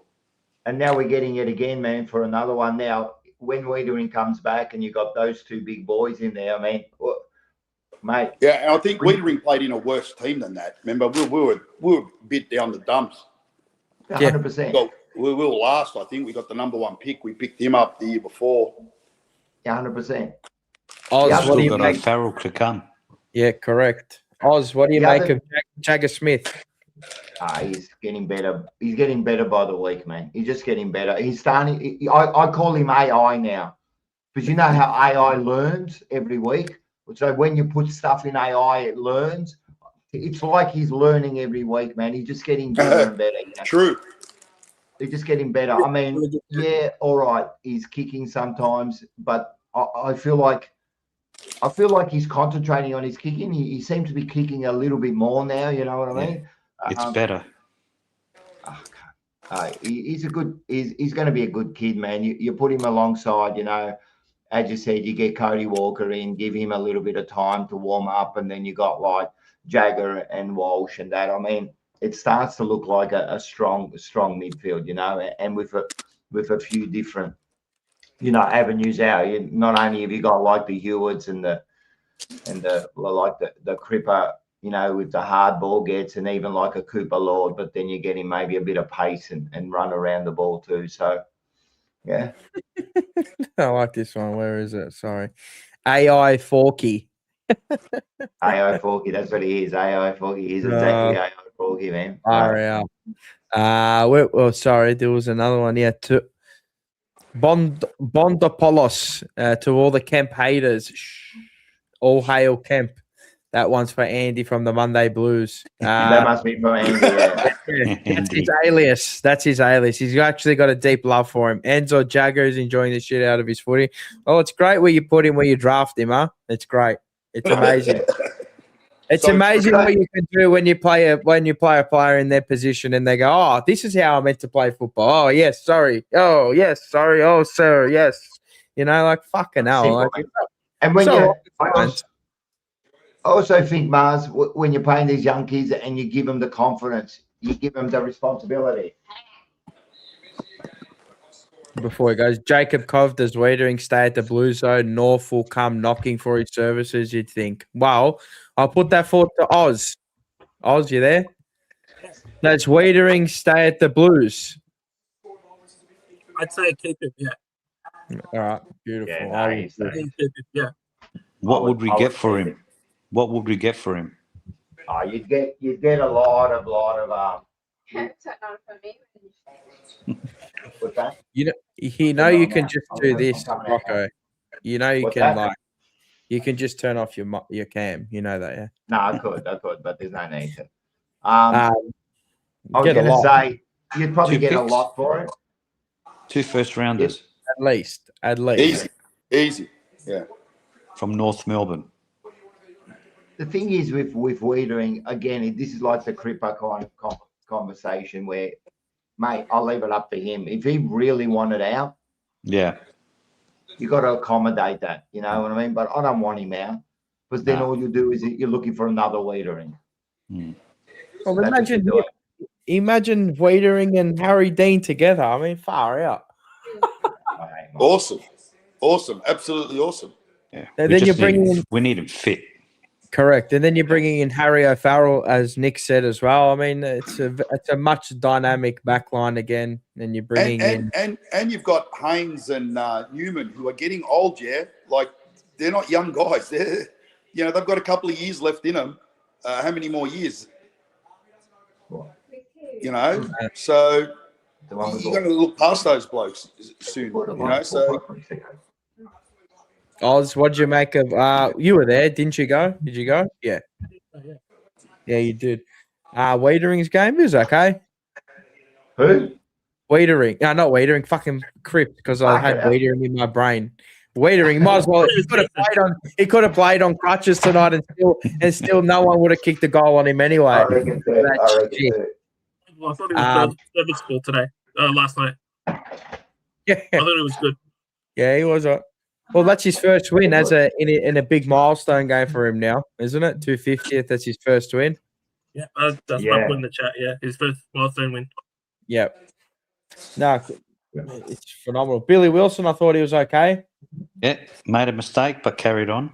Yeah, oh, yeah, the one that in the end of the second quarter. Yeah, and we're going to get that. Of course, you're going to get that. Yeah, it's just picking your moments when to take that play on and when not to, and just go long down the line. And he'll learn. He'll learn from that. He'll look at that and go, oh, shit.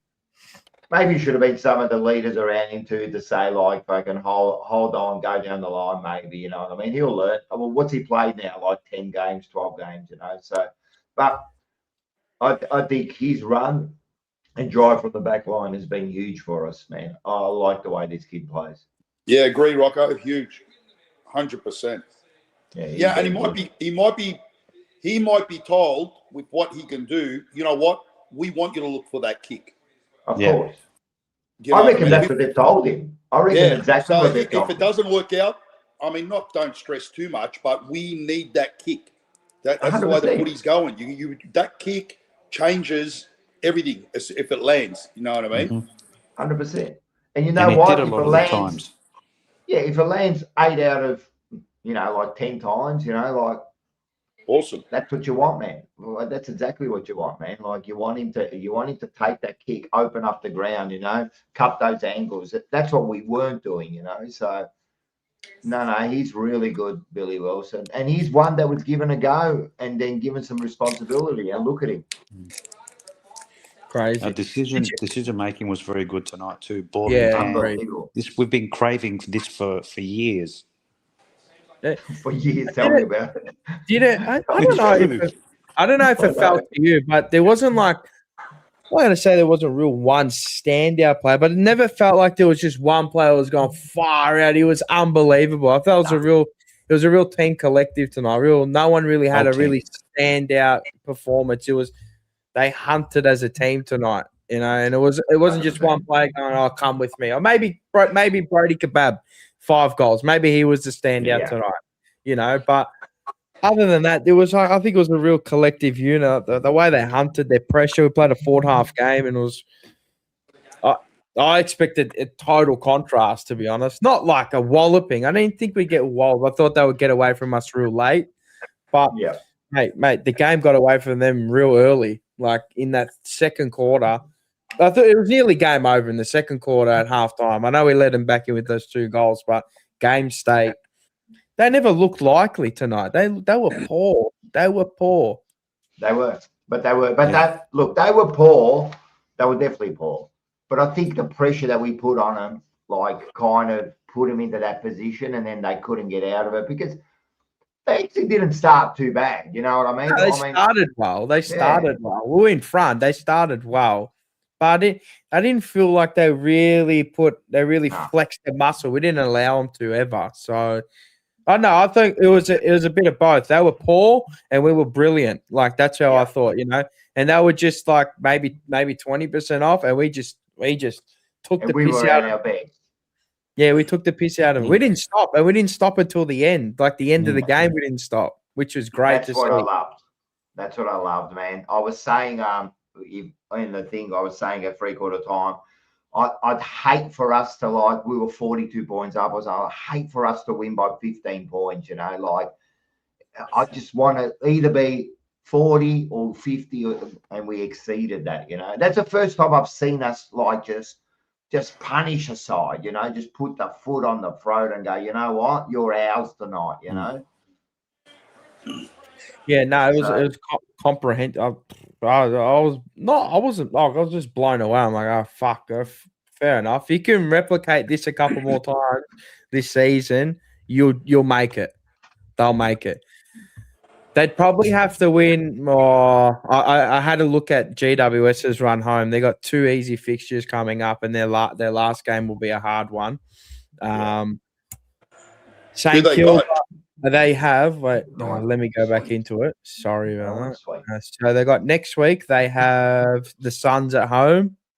Then I know they got West Coast at home, and then their last game is Adelaide away. So that's the hard one for them. Yeah, Crows will win that. Crows will win that.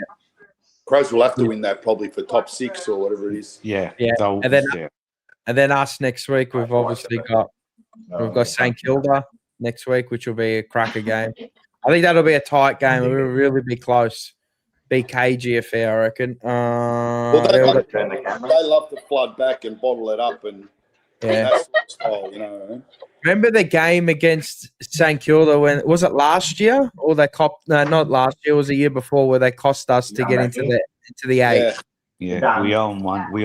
Yeah, we owe them a couple. So then we've got the Bulldogs and then we've got Freo. So look, we've got a tougher run home than GWS, I'd say. But look, if you can win next week, really sets you up. It really sets you up next week to be, you know, it's out of probably us and then GWS. But hey, we enjoyed tonight's room because that was fantastic that week.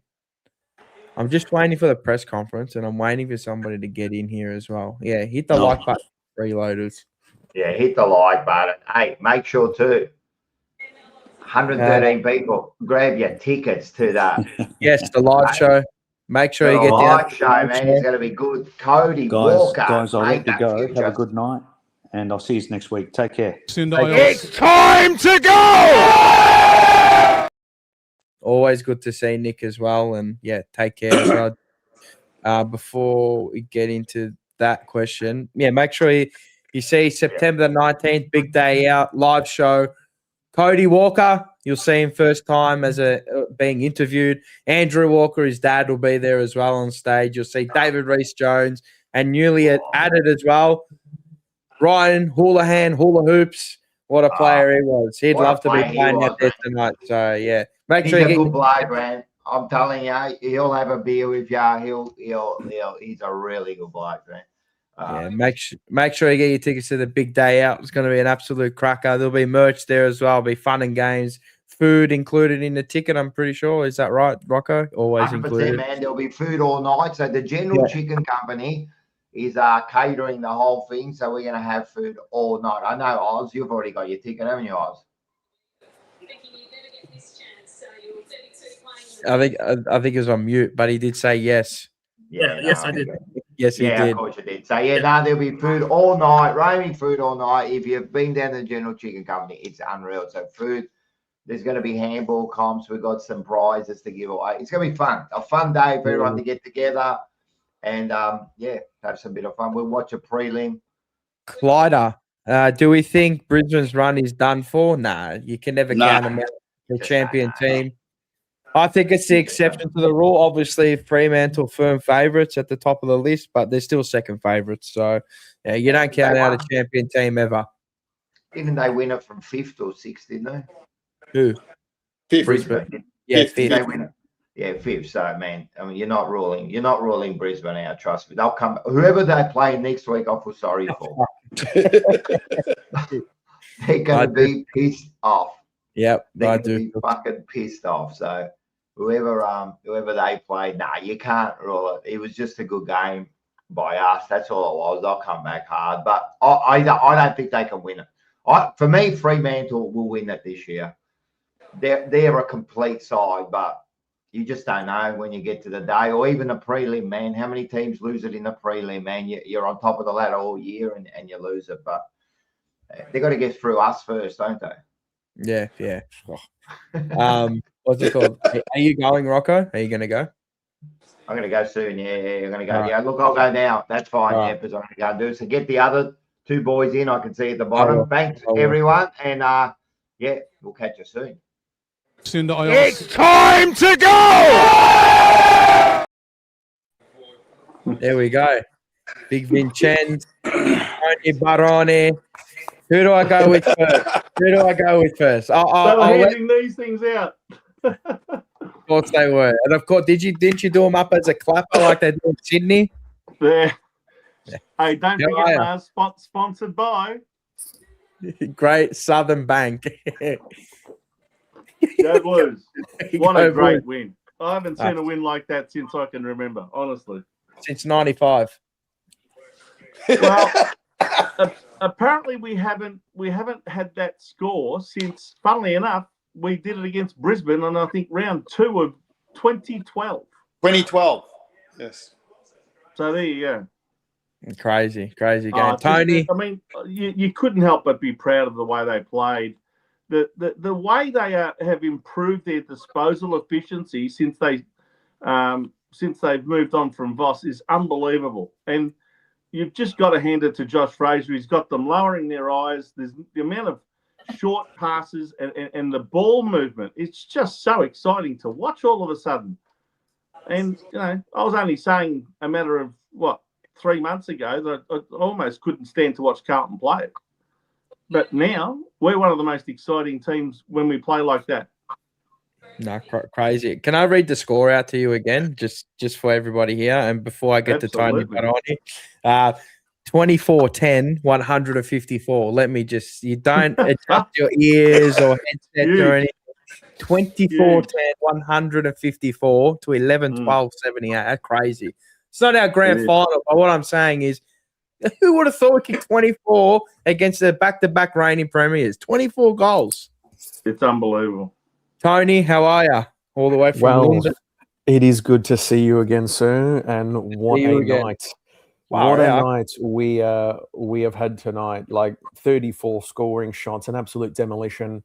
That probably is the best game for a good 15 plus years, but also the last complete performance I remember seeing was probably, I think it was 2024, Geelong at the MCG, where we absolutely dismantled them. This was an absolute demolition against a side who brought back in Oscar Allen, have won 5 in a row, and are looking prime for the flag, and just absolutely poleaxed them. We got to see Jagger Smith go at 96% disposal efficiency with 12 score involvements as that quick feet, quick hands connector.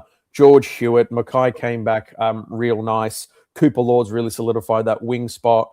Durka with like 11 plus marks and a fair few intercepts. Harry Dean, there is a bit of DNA there, but it also makes you question other Carlton players and why they can't be that way. But that does show the DNA, character, heart element that maybe can't be taught, because Dean has it. 18-year-old kid coming in and just being the leader of the defense. Dirksen, great pickup, rewarded with a 2-year deal. And then everyone's favorite, Bumba Clark Evans, the mid-forward connector, absolutely beautiful. And then just to top it off, he has fought the demons. He has fought the mental. There he is. He has fought the mental demons. But Brody Kemp hitting 30 goals, which, if you said that at the start of the season, would have been an absolute win. I did. Hey, I well did. done. Well done. I got one in. Just good prediction. And again, and I know you said this many times, if only Carlton had the balls to sack that idiot Voss at the end of 24. Look what a competent coach can do who actually gives a shit about development and system. Yep. And this is different from Teague, because Teague was, let's just change a few plays around, and they didn't even go through a process and they gave it to him. This is a full systematic difference. This is playing players like Wilson, giving these kids a go. Give Ison a run. Look at what Taylor Byrne has done. So look, Thriving. the last 12, it's funny how long a season is in football, but Jesus Christ, this has been an absolute Harvey Dent of a year. And how does it, and you know what, if looking at making the 10, if they really want to put the foot on the throat, which they did, and that was one of the good things to see tonight, is that they actually didn't give up and they put the foot on the throat. And when Brisbane challenged or the umpires gave a few cheapies, they went again and again and again. It was a 6 goals to none in the last quarter. So we need to take that same energy, and we're at Marvel for the next 4 games. Take that same energy into St Kilda because it's an 8-point game next week. Put the foot, the TDK, lol, have fun at that 1.8 million. Jack has been one of their best players, but he looks to be out. And then the other Carlton rejects they've got over there. But that needs to be an absolute foot on the throat win to then go into the Bulldogs game as St Kilda are just looking a bit worse for wear with injuries. Yeah, no, well put. Hey, Tony, if we play like we played tonight against Fremantle in the last round, you wouldn't put it past us to knock them over, would you? I still think Freo, as much as like that, but if we play like that, as much as Greg Swan says it's illegal, they'll rest players. They've already got the top spots sewn up. They just need to win 1 or 2 more to really do it. Swans are not looking like Swans just got over the line against. Who was it? Yeah, but hang on. I don't agree with that this year. You don't reckon they'll rest players? You don't reckon they'll rest players in the last round? You know why? Because the first round of the finals, the top 6 teams all get a week's rest. You wouldn't want to fair point. rest them for the last game, then have another rest, and then only play 1 game, and then have another rest, and then go to the grand final, only playing 1 game in 5 weeks. I think that's flirting with your form. I don't think they'll rest anybody unless they're genuinely injured and they need to have a week off to overcome the injury. That's fair. I forgot about the top 6 week off. Yeah, no, okay. Yeah. So then they'll probably go in with a 90-95% team. Yeah, I do. It would surprise me if they rested a Jackson or something and played Darcy because they've got the depth with Cox. But yeah, no, that's a fair point. But again, looking at that, looking at the way Freo play, looking at the way Brisbane play, and we still had a 186 pressure rating with 10 minutes to go in the 4th. I know. And that was, and both teams had 40 tackles for the game, but we just controlled it. We had 100 more possessions. We had 30, 40 more marks. We hit the short kicks and just seeing the connect. And you know what? Cripps and Walsh weren't their 3-vote best tonight. It was really pushed by Cherrer off the half-back, Lord putting in a good stint, Hewitt putting in a good stint, Jagger just leading the way, Florin off the half-back, Kemp actually taking his chances.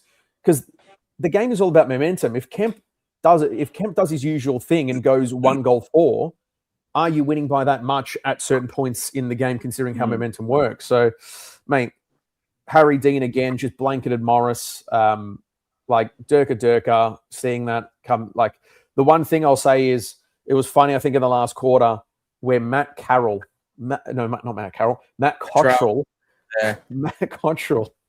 This might be a slap on the wrist, but he gave a handball receive to Lewis Young. And I was like, "What are you doing, son?" The running defender in Lewis Young, and he ran.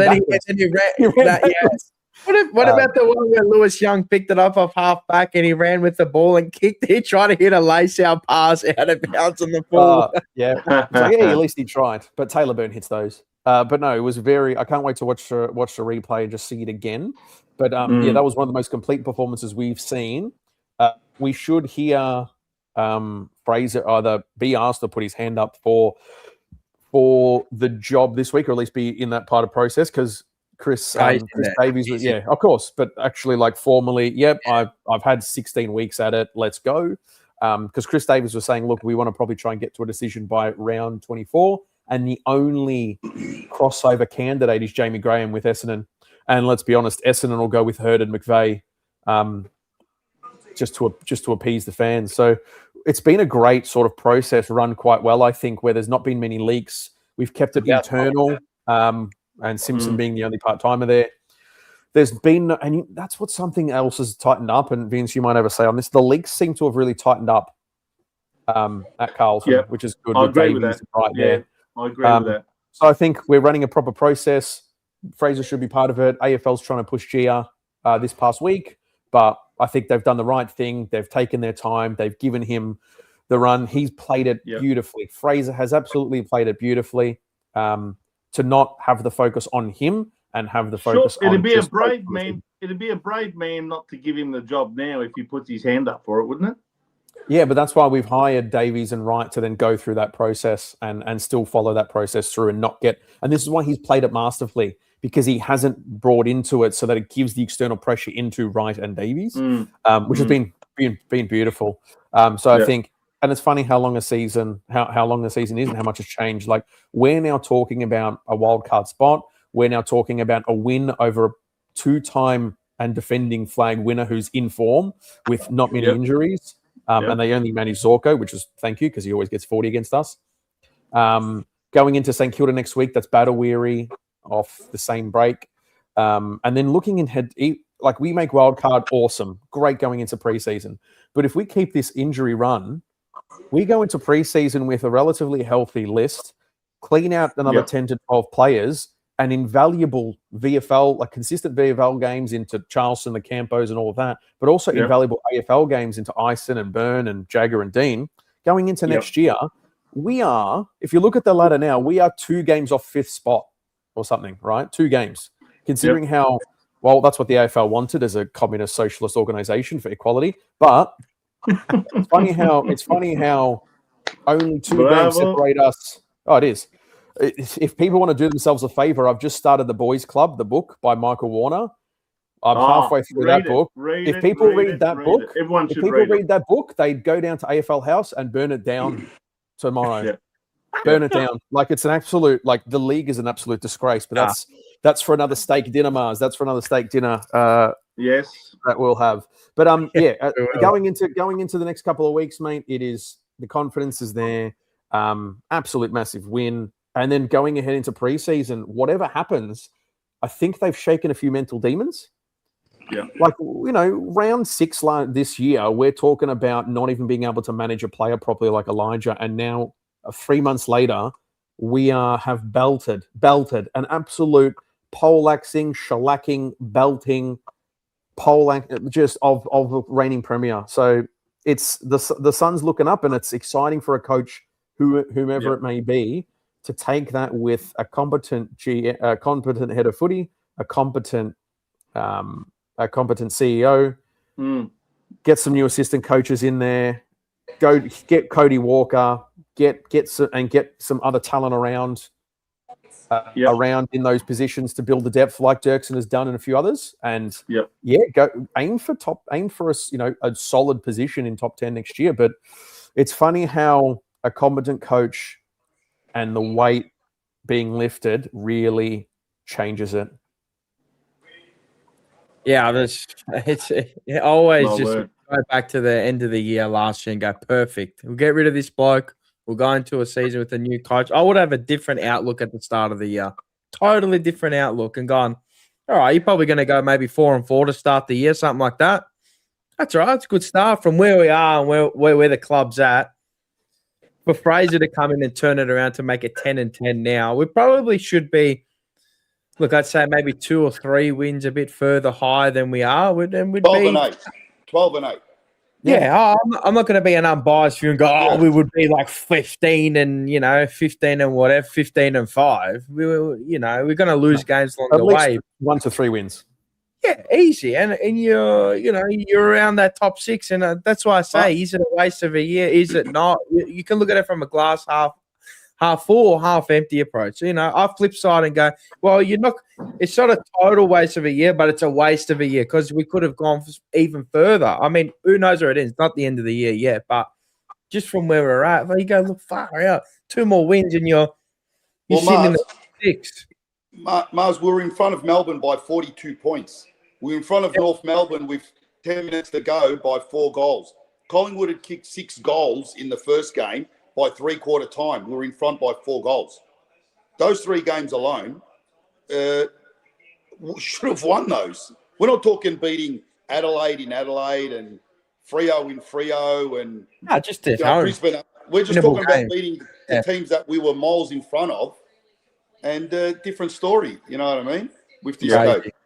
And those little guys going into next year is going to be with a competent, like a selected coach, assistant coaching panel, another year with Davies, another year with Wright, getting Walker in, the levity around it, because the preseason won't just be like, ooh, Voss. The preseason will now be new coach, new energy, Cody Walker, like the mental change and the PR and marketing around it is different. The vibes, just literally the vibes. We're not going into the season like last year going, oh, he's on the hot seat and Gerard Waitley and his cronies like all talking shit. So it's funny how it does change. And sometimes football is a simple game. It's all our fault. It's all our fault, mate. Oz, it's your fault. Big Vincenzo, it's your fault. Robert, it's your fault. It's all our fault that he can't coach. It was all our fault that he couldn't coach. No worries, bro. Toxic fans. No worries. But I don't know. I don't know how he can actually muster up the courage to go on Fox, get on TV, and become an expert commentator. To be honest, I haven't heard him. It's a boys' club. No, it's a boys' club. He's useless. I don't watch it, but the one thing that I heard that he said, and that people were telling me last week, is that when he said about Jagger Smith, he's a really good person. Oh, fuck me. Oh, fuck me. It's like going, oh, what's nice about your wife? Oh, what's a good quality about your wife? Oh, she's really pretty. Well, fuck, you reckon? Of course you're going to fucking say that. You're like, oh, fuck it. Oh, she's nice. Oh, thanks. Why don't he who shall not be named? Like, fuck. That's all we had as our coach. Not, he's a great evader of, getting out of tackles or, of evasive skills. He's high footy IQ. You couldn't come up with one or two like that.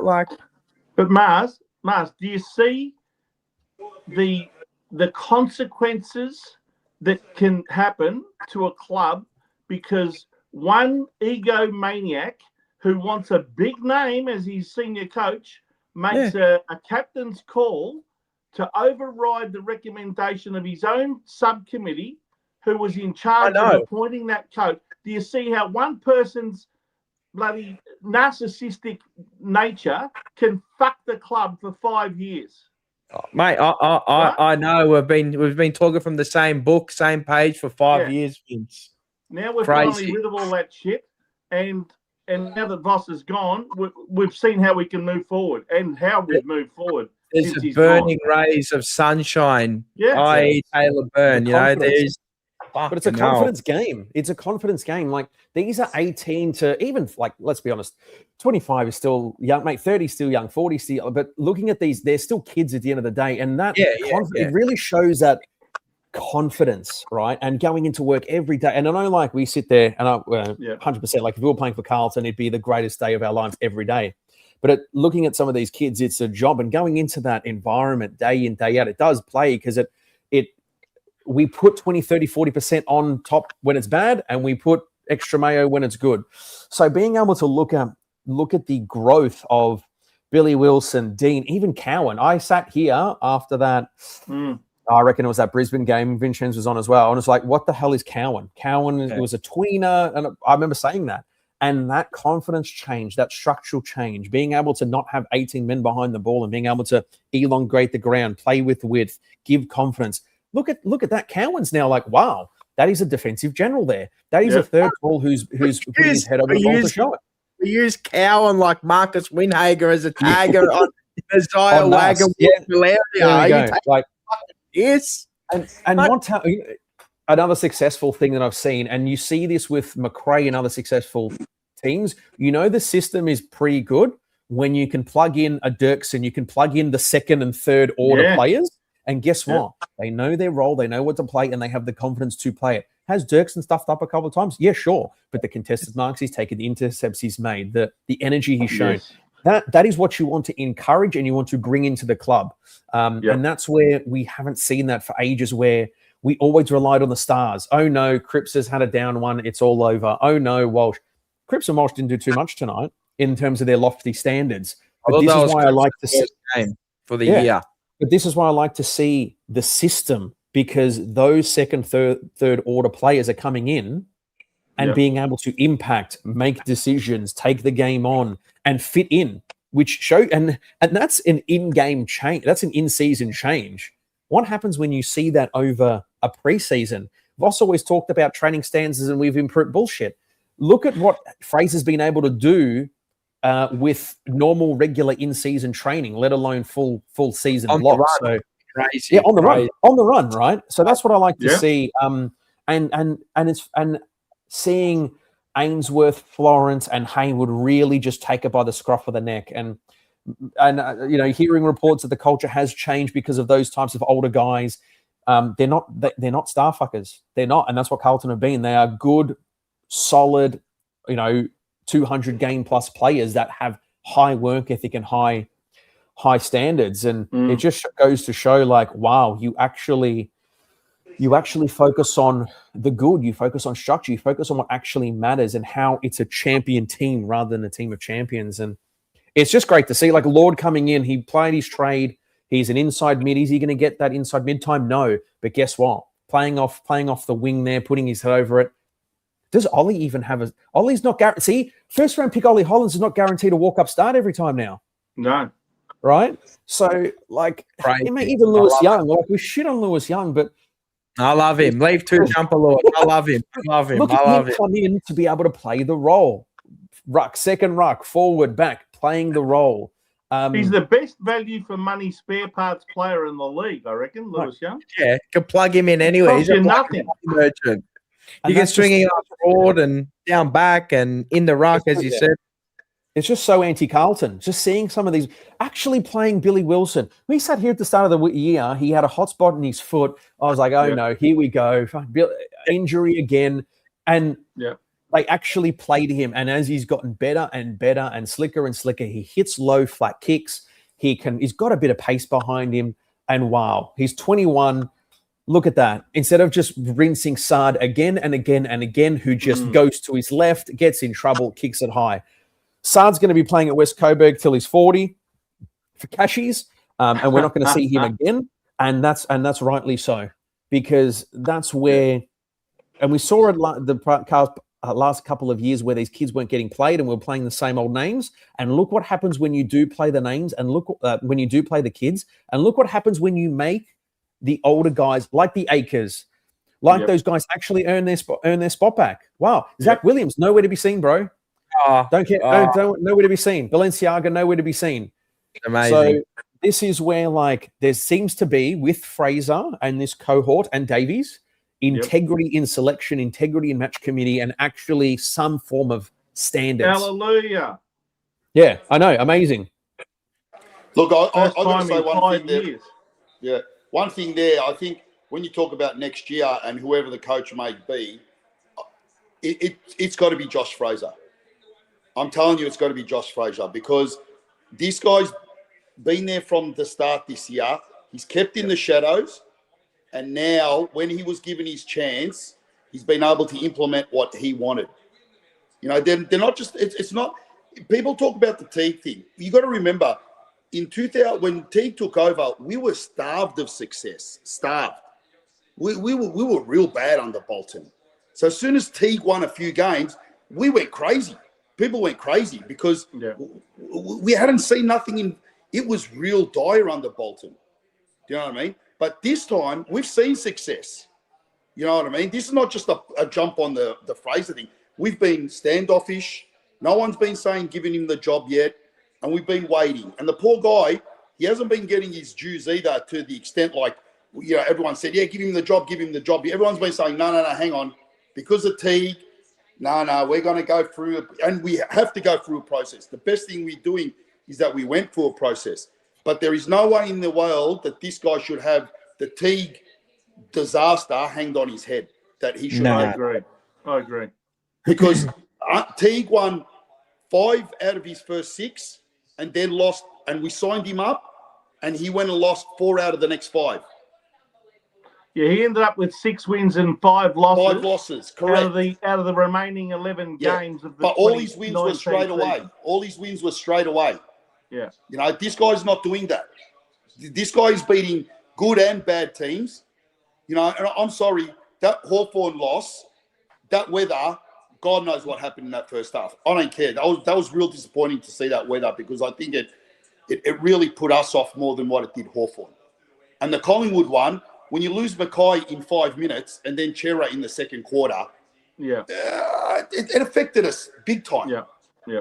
Coming off a heavy, wet game the week before, But you see that we got our mojo back again against Gold Coast, and now we've come out and done this. Like, geez, that to back up for him to then, you know, people were coming at him after the Hawthorn loss, which I thought was real harsh. Real harsh. Fraser.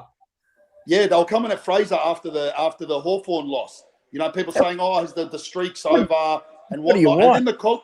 And then the Collingwood one, Mars. They were starting to question us against the but Collingwood one. What do you want? But- It's completely different game style. I mean, look at the players we got. Look at the players. Yeah, I mean, we've played out of our skin tonight, and kudos to them. But they're still limited footballers. I mean, you go through the likes of, Dirksen, McGovern, Nick Haynes. And that's right. And what he is doing with what he's got, unbelievable. Is he getting 90% out of them? Are they playing at like their true capability, like nearly redlining? I think so. I think he's getting the best out of what he can possibly get out of these players. You know what I mean? So I think it's a great coaching performance so far. Whether he gets the job or not, we'll be seen to the end of the year. Mars, can I ask you this? Yeah. What more does an interim coach who's been an assistant for many years and coached even at VFL level, what more does he have to do to earn the right to coach the senior team full time than what Josh Fraser's done? I'll tell you right now, if he does not get the job now, after what he's achieved in 11 weeks, no one else will ever put up their hand for an interim job if that's not good, if that's not deemed to be good enough.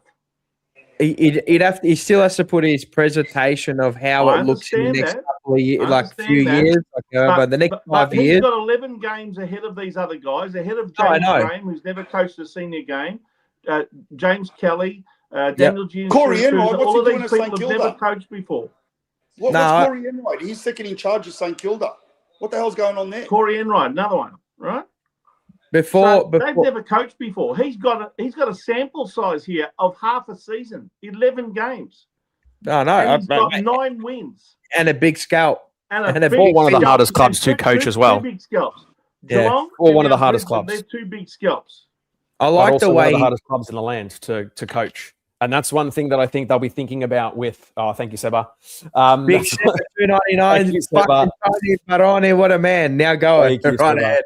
But that's another thing where I think they'll be looking at, because he's proven that he can coach, and on the run system. I think other parts of that presentation, that process, will be the next 2, 3, 4 years, the plan and how to manage the club and the aura, let's say, around the club. So he's proven it. He's done it. He's been an absolute masterstroke when it comes to the media. Players have changed their tune. The thing I like about Fraser is he's done the hard yards. He was at Northern Blues and got no pay, and took that job and led the club. He was a 200 game player, a cerebral player, because he was a ruckman and he was slow. So you've got to be smart to be able to last for 200 games. He's done it up at Gold Coast. He's done it at Collingwood. He's done it at Carlton. He's done forwards, and he's the development, which is what you always need to do, not just in football, but in life. Same as in business. It's constant learning, constant development. Carlton have always been, you're a first-round pick, so you can kick the ball, so that's it. We don't have to worry about teaching you anything. No, It is constant learning, constant development. So I think, look, he'll put his hand up this week. It wouldn't surprise me. This is the week. I'm in the process. They'll talk to him and they'll do their second-round interviews or presentations. If with Carlton hat off, Smokey for me was probably Callie or Graham. But with the run of Fraser and with what's happening and how he's handled the club at probably one of the lowest points for a long time. A very steady hand. Very steady hand. Post Voss, Elijah, all the shit that's happened, he's taken this and run with it. With the same assistant coaching group, we've had a good, and no tall forwards really. So, look, he'd be probably TAB favourite, let's say, Fraser. I think, like Enright, look, hasn't exactly done shit for a while now, and he's second in charge there, and Saints haven't exactly been good. While you look at, Kelly's been at Geelong, great, but how much of that is Scott? And what actually has Kelly been doing? And this is the job of Graham Wright and Davies to figure all this out. But Fraser is the only one out of that, apart from Jamie Graham coaching 2 games here and there, but he did coach his own club at, I think, at East Fremantle, East Perth. He did. But Fraser has proven a couple of times now. Northern Blues, he coached his own club, and now he's done 14 games, 13 games, 14 games of AFL football at the lowest point of the club for a long time. So yeah, if he's not favourite, I'd be surprised. But yeah, I'm glad that they're going through the full process and doing this. But I'm glad that he's played it well, and now he feels like he's ready to then perform in that interview process, and he's been able to look at that 10, 12 weeks of data there and game and the things he's done, and actually talk Graham, Simpson, and Davies through that, and Priestley through that, which should put him above all the rest of them. Like, how does Enright compare to the last 12 games of Fraser? How does Kelly? How do you beat that? Like, I'd love to be a fly on the wall to understand how you would even construct those presentations. You know, how's your leadership style? How's your way with players? If this situation happened with X player, say the Elijah situation happens again, what do you do? Like, and some of them will have a little bit of experience because they also played, but they'd have to make up some answers. But Fraser has that 12, 13 games of real experience now to draw upon when he's going through these those presentations, going through those interviews. The one thing we just got to do is just try and make it, just watch the bias. That's it. Just watch the Carlton bias. But he should be favourite. Yeah. Oz, what do you reckon? Does he head coach? Yes, no?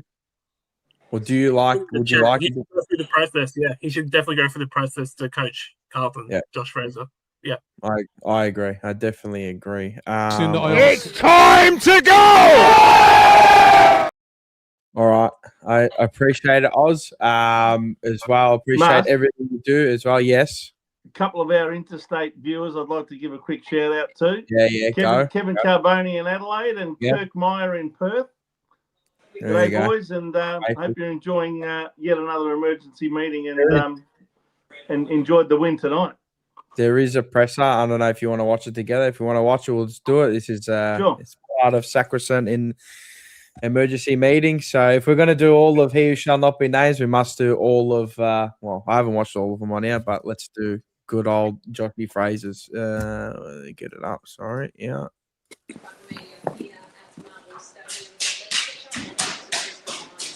we go. All right, let's go. Tell me, just go thumbs up or down if you know if it's for the volume as well.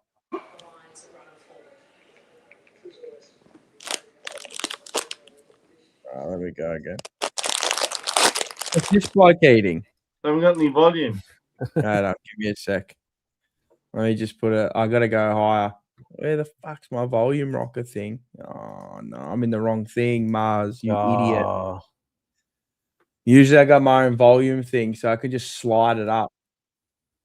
Is it bad or no? Can't hear it. Can't hear anything.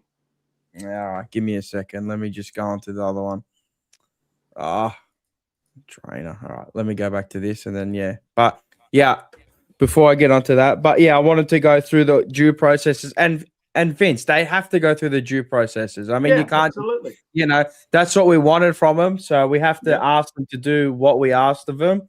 So as long as they do that too, mate, and they hold their word, and if he gets the job, mate, I hope he gets the job. After he's been going. I just think it's a compelling. If he puts his hand up for the job, the last 11 weeks is a compelling sample size to say, hey, the guy's up to it.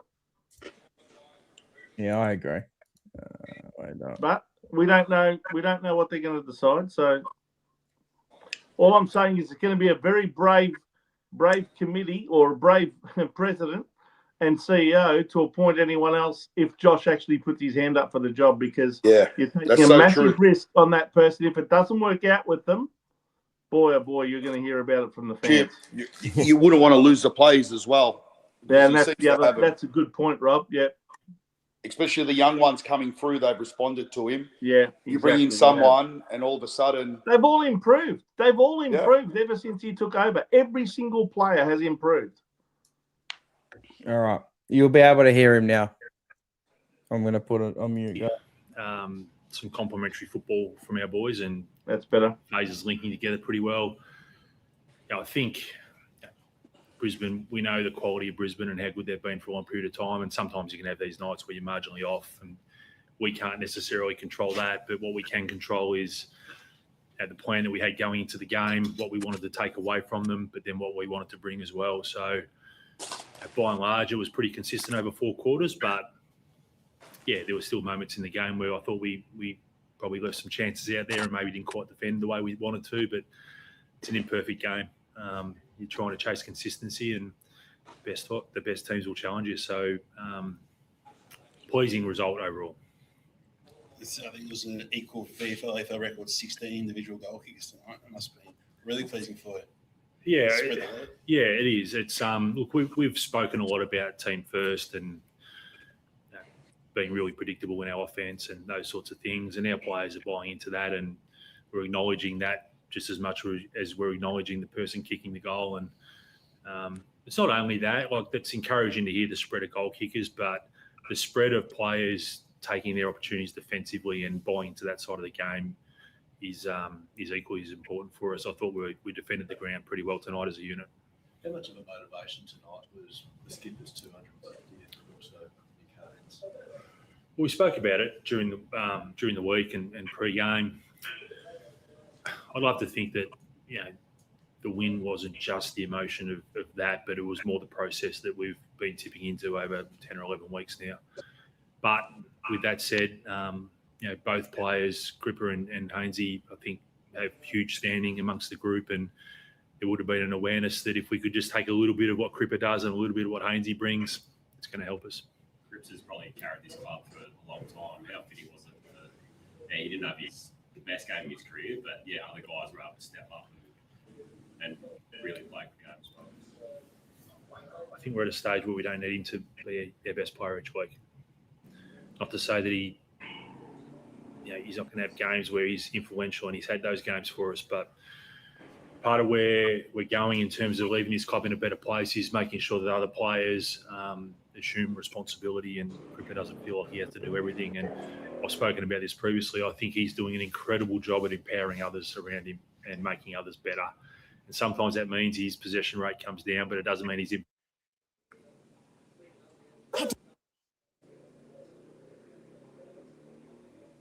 Head to Chemist Warehouse and save on big brands like Mr. Allergy Nasal Spray 240.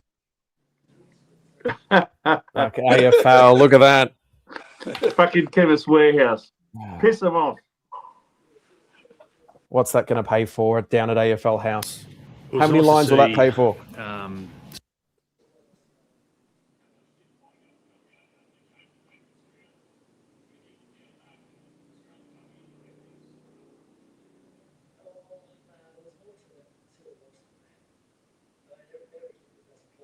Head to Chemist Warehouse and save on...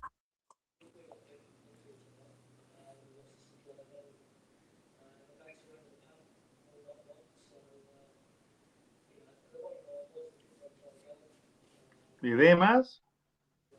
Can't hear, Maz. It was nice to see. I'm on mute, sorry. The fuck? It's got 10 minutes, but every time I go and play 10 minutes, it got 2 minutes of 14. It's forcing you to watch the ad. Yeah, you got to watch the ads. I already watched the ad. I watched it 3 fucking times. You have to preload it. Some complimentary Look, if I go through it, 2 minutes 50. That means his possession rate comes down, but it doesn't mean he's... Yeah, it's going to end. There you go. Oh, I've clicked into it. Chemist Warehouse and save on... All right, let's just watch the ad. Far out. Fuck off. I've already got my Bonjela sticks for my ulcers. Fucking hell, mate. I don't need more Bonjela sticks, man, for my ulcers. Far out. I can't even talk my comfort. See? You're not even getting a clip of this. It goes to fucking... to this. Yeah, see what I mean? Look, it's got 10 minutes. I don't think I can zoom in on here. You know what, Maz? It would actually be interesting to hear what Chris Fagan had to say. I don't know if everyone else agrees, but I'm really interested in what the premiership coach of the last 2 years has got to say about the opposition.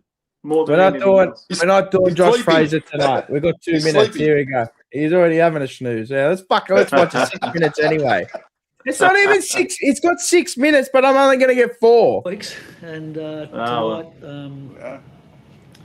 not so good. Started okay, but I think, the way... I'll go back, put it to you this way. Carlton are a good side. If you do a ladder of the last 11 weeks, they're second. And when you're coming into the game, they'll be hard to beat. All right, so we played a good team tonight. That'll be the first thing I would say. The second thing is what they've been able to do in more recent times have been able to get a lot of uncontested marks and dominate time in possession. We were trying to take that away from them tonight, but we didn't succeed at all. And the other thing that you got to do when you play Carlton is you got to be good at stoppage, and you've got to be good at contested ball. And we were not good at either of those things tonight. So they played incredibly well. They played at a high level of intensity, and we were off the boil tonight from where we've been over the past few weeks. I was a bit surprised. I guess you finished the second half with quite a bit of energy and optimism. Cut the margin to about 3 goals at half time. Second quarter. Yeah. Sorry, second quarter. Yeah. I meant, yeah. Were you a bit surprised that you weren't able to sort of parlay that into the second half? It almost went backwards. We were trying to, but they came out and got going again, and we were just chasing all night long. And then in the end, we ended up we had no fit players to bring on in the last quarter. We had about 5 guys that couldn't come back on, so it wasn't a great night for us. We'll see how we go with the injuries, but. No excuses. Carlton were fantastic tonight in every facet of the game, and we were poor defensively. We were off. It hasn't been us for the last 6 or 7 weeks, but it was us tonight. How much did Ty Gallop going out and having to change the magnets around, putting Kipwood down back, and then Oscar Allen coming in affect things, you think? Oh, no, there was more to the loss than that. I mean, Eric Kipwood doesn't play in the midfield. We got beaten in the midfield tonight. We lost the supply battle. And the backs are under the pump all night long. So, and the bottom line was we didn't have Ty Gallop. And who else is out at the moment, Dan, from our back line? Darcy Gardner. So two guys that played there a bit weren't available. And so we had to try and come up with something tonight. We tried Eric there. Eric's played there in the past for us, but he practiced there this week. But it's a little hard when you don't play there every week. But we didn't have too many alternatives, to be honest. Would you persist with Eric going forward? I mean, Oscar's in the past has gone back himself. Is that something you'll persist with, or you might change? I don't know. It depends on player availability. So I think Darcy Gardner might be available next week, so that will make a little bit of a difference there. It's a bit disappointing also in the fact that, you're obviously right in the hunt for a top 4 spot, but to lose so much percentage tonight, you couldn't really sort of block the down more kind of thing. And now Adelaide is a good chance of sort of overtaking you. Yeah, no, they could.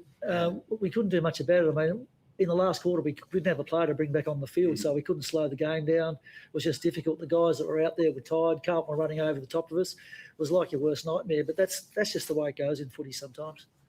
So is that would you classify it as concerning as the GWS game, or is it they're a little bit different beasts? Well, we just won 7 games in a row and we lost 1 game tonight. I'm not panicking at all. This happens in footy sometimes. Not what we wanted tonight, not ideal, but it's happened and we just got to respond now.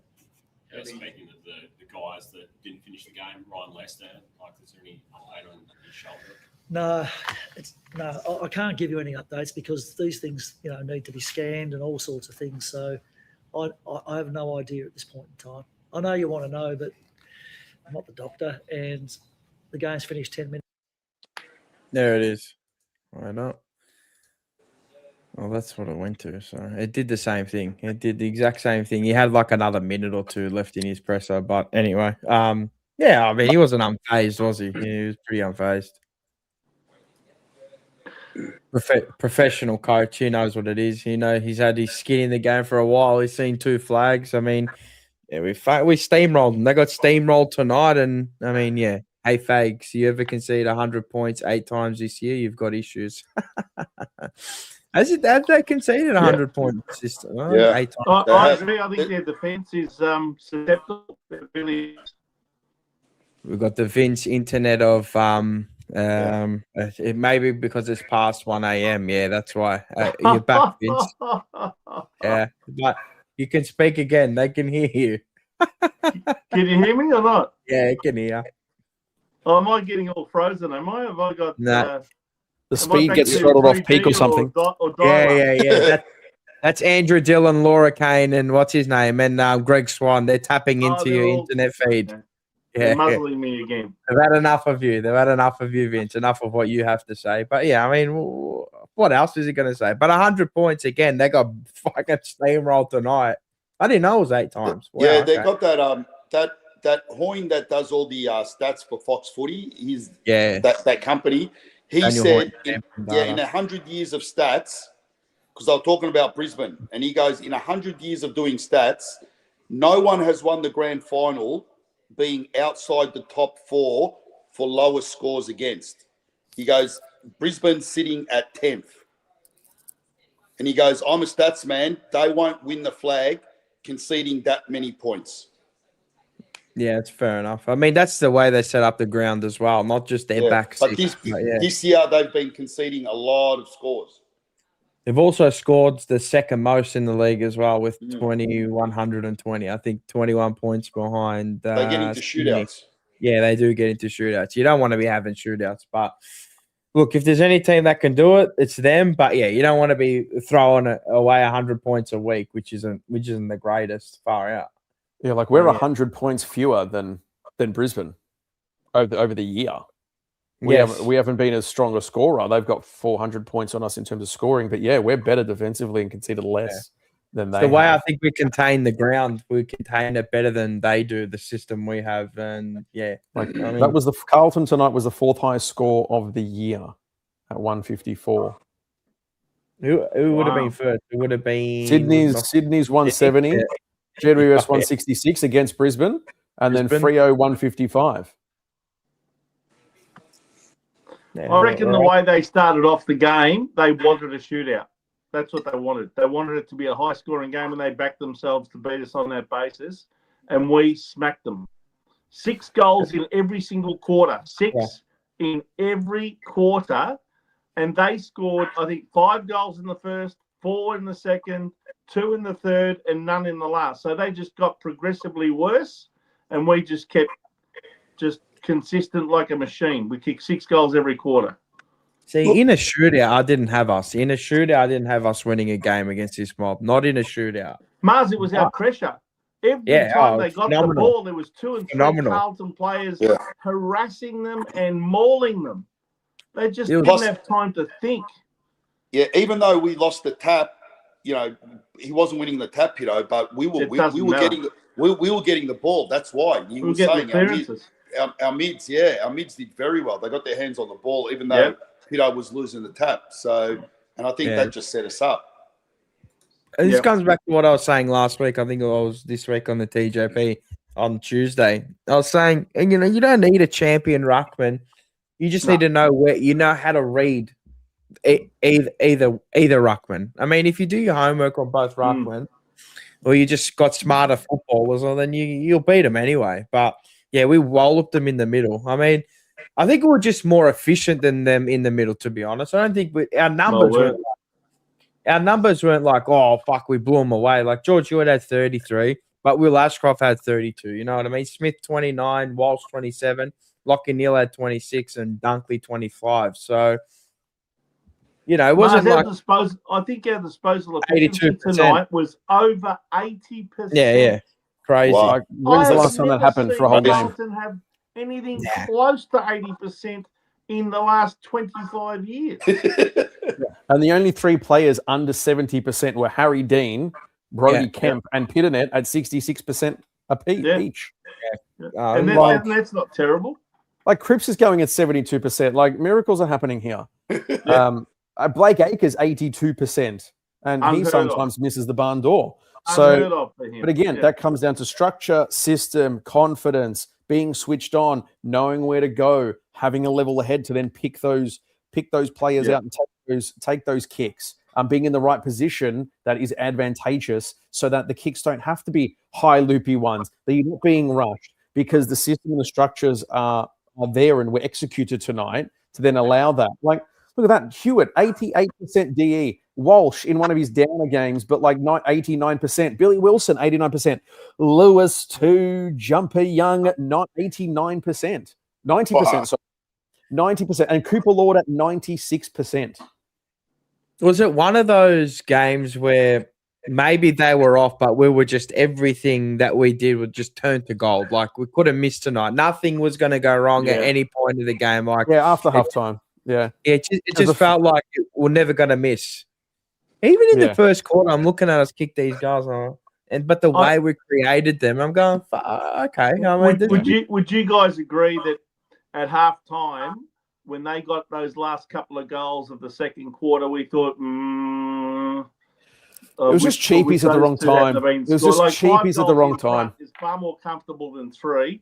But as soon as we kicked the first 2 goals of that third quarter, I thought, that's it. We're winning this game. We are winning this game.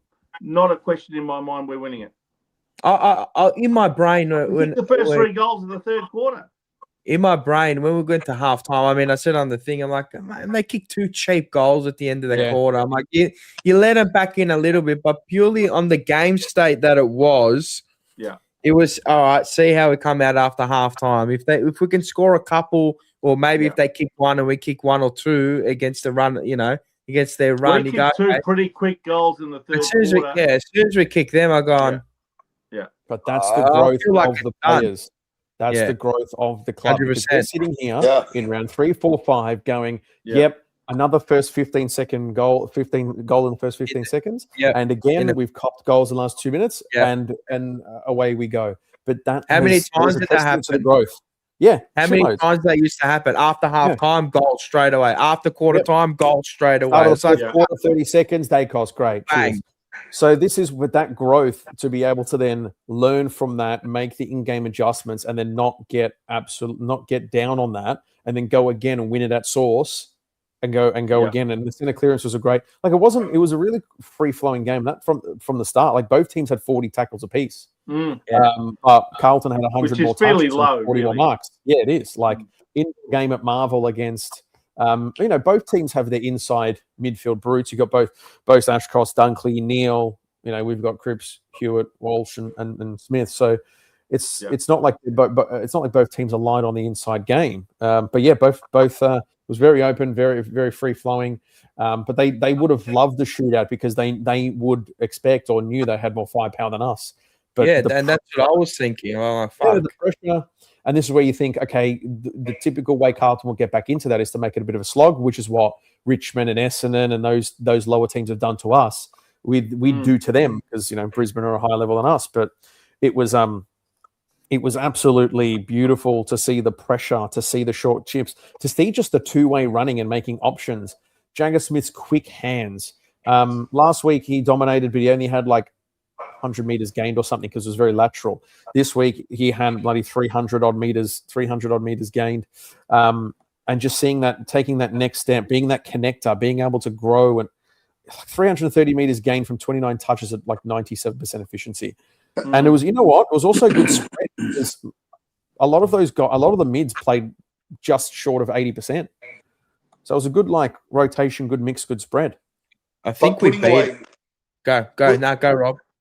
Putting away goals, we kicked a lot of our goals that were 35, 40 meters out. The ones that you should score.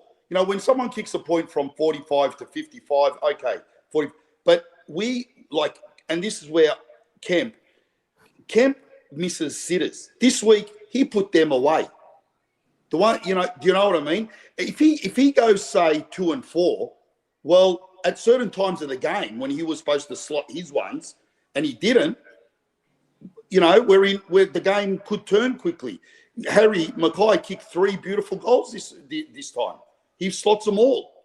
Yeah. You know what I mean? They slotted the goals that were, the ones that you should be scoring, because we haven't been doing that. We've been very wasteful in front of goals for most of the season, even under Josh Fraser, and it puts us under the pump. These ones, we put them away, so we kept on staying in front. We kicked it to a good position, took a mark, and put it away. And I think that's a big difference as well, because it starves off the opposition from, damn, it's a point. You know what I mean? Instead of being 6 points in front, you only get 5. You only get a point extra if it goes through for behind, and all that. And everybody drops their head because he missed it. All that work. I think we also, if you look at the game as well, we beat them at their own game. We did what they do to other to opposition teams. Take the game away through kick, mark, and then, moving the ball at the right times, high pressure, winning the ball high up on the ground. I'd like to see the stat from turnover, and kicking from, half forward, how many half forward score origins. So I'll get the numbers, and when I do my review tomorrow, I'll see that. But yeah, I'd love to see that number. And time in forward half as well. I'm not sure what it was. If anyone can tell me, let me know. But yeah, I thought we played a front half game and we made it nearly impossible for them to get out of their back half at times. So, which stat did you want again? Time in forward half. Time in forward half. You won't. I don't think you'll get that on the AFL. You might, you don't get that on AFL. No. I'm going to I've got time in front. Yeah, time in front. That doesn't work, but yeah. All right. 108. Thank you, Rob. Good night, guys. Good night. Great. It's time to go! Again, always great to have Rob on. I mean, this will take us the run home as well. My gums are killing me. I got sore gums from my ulcers still. It's good that we won, and smiling hurts. So I can't really smile. When I smile, hurts all the But yeah, it's a great pain. It was I can't believe we scored 150. I'm going to read out the score again. You almost have to watch the game again to say, did that actually happen? 24-10, 154 to 11-12, 78. There you go, Lou Felina. That was for Lou Felino as well. Yeah. 76-point victors. But yeah, I don't know. Is that a mulligan as who was it? It's giving Brisbane a mulligan if you want to give them a mulligan. Is that a mulligan for us or Brisbane? No, it's for Brisbane. In other words, they've slipped up. You forgive the one game because they've won 7 in a row. By the way, Tony, I'm interested in your thoughts on another guy that's often been touted as someone who doesn't have great disposal efficiency and sometimes turns the ball over, or certainly when he was playing with Sydney. But he's come over to us, and I reckon he's been one of the outstanding recruits of the year. He went at 92% tonight. Ollie Florent, what a game he played.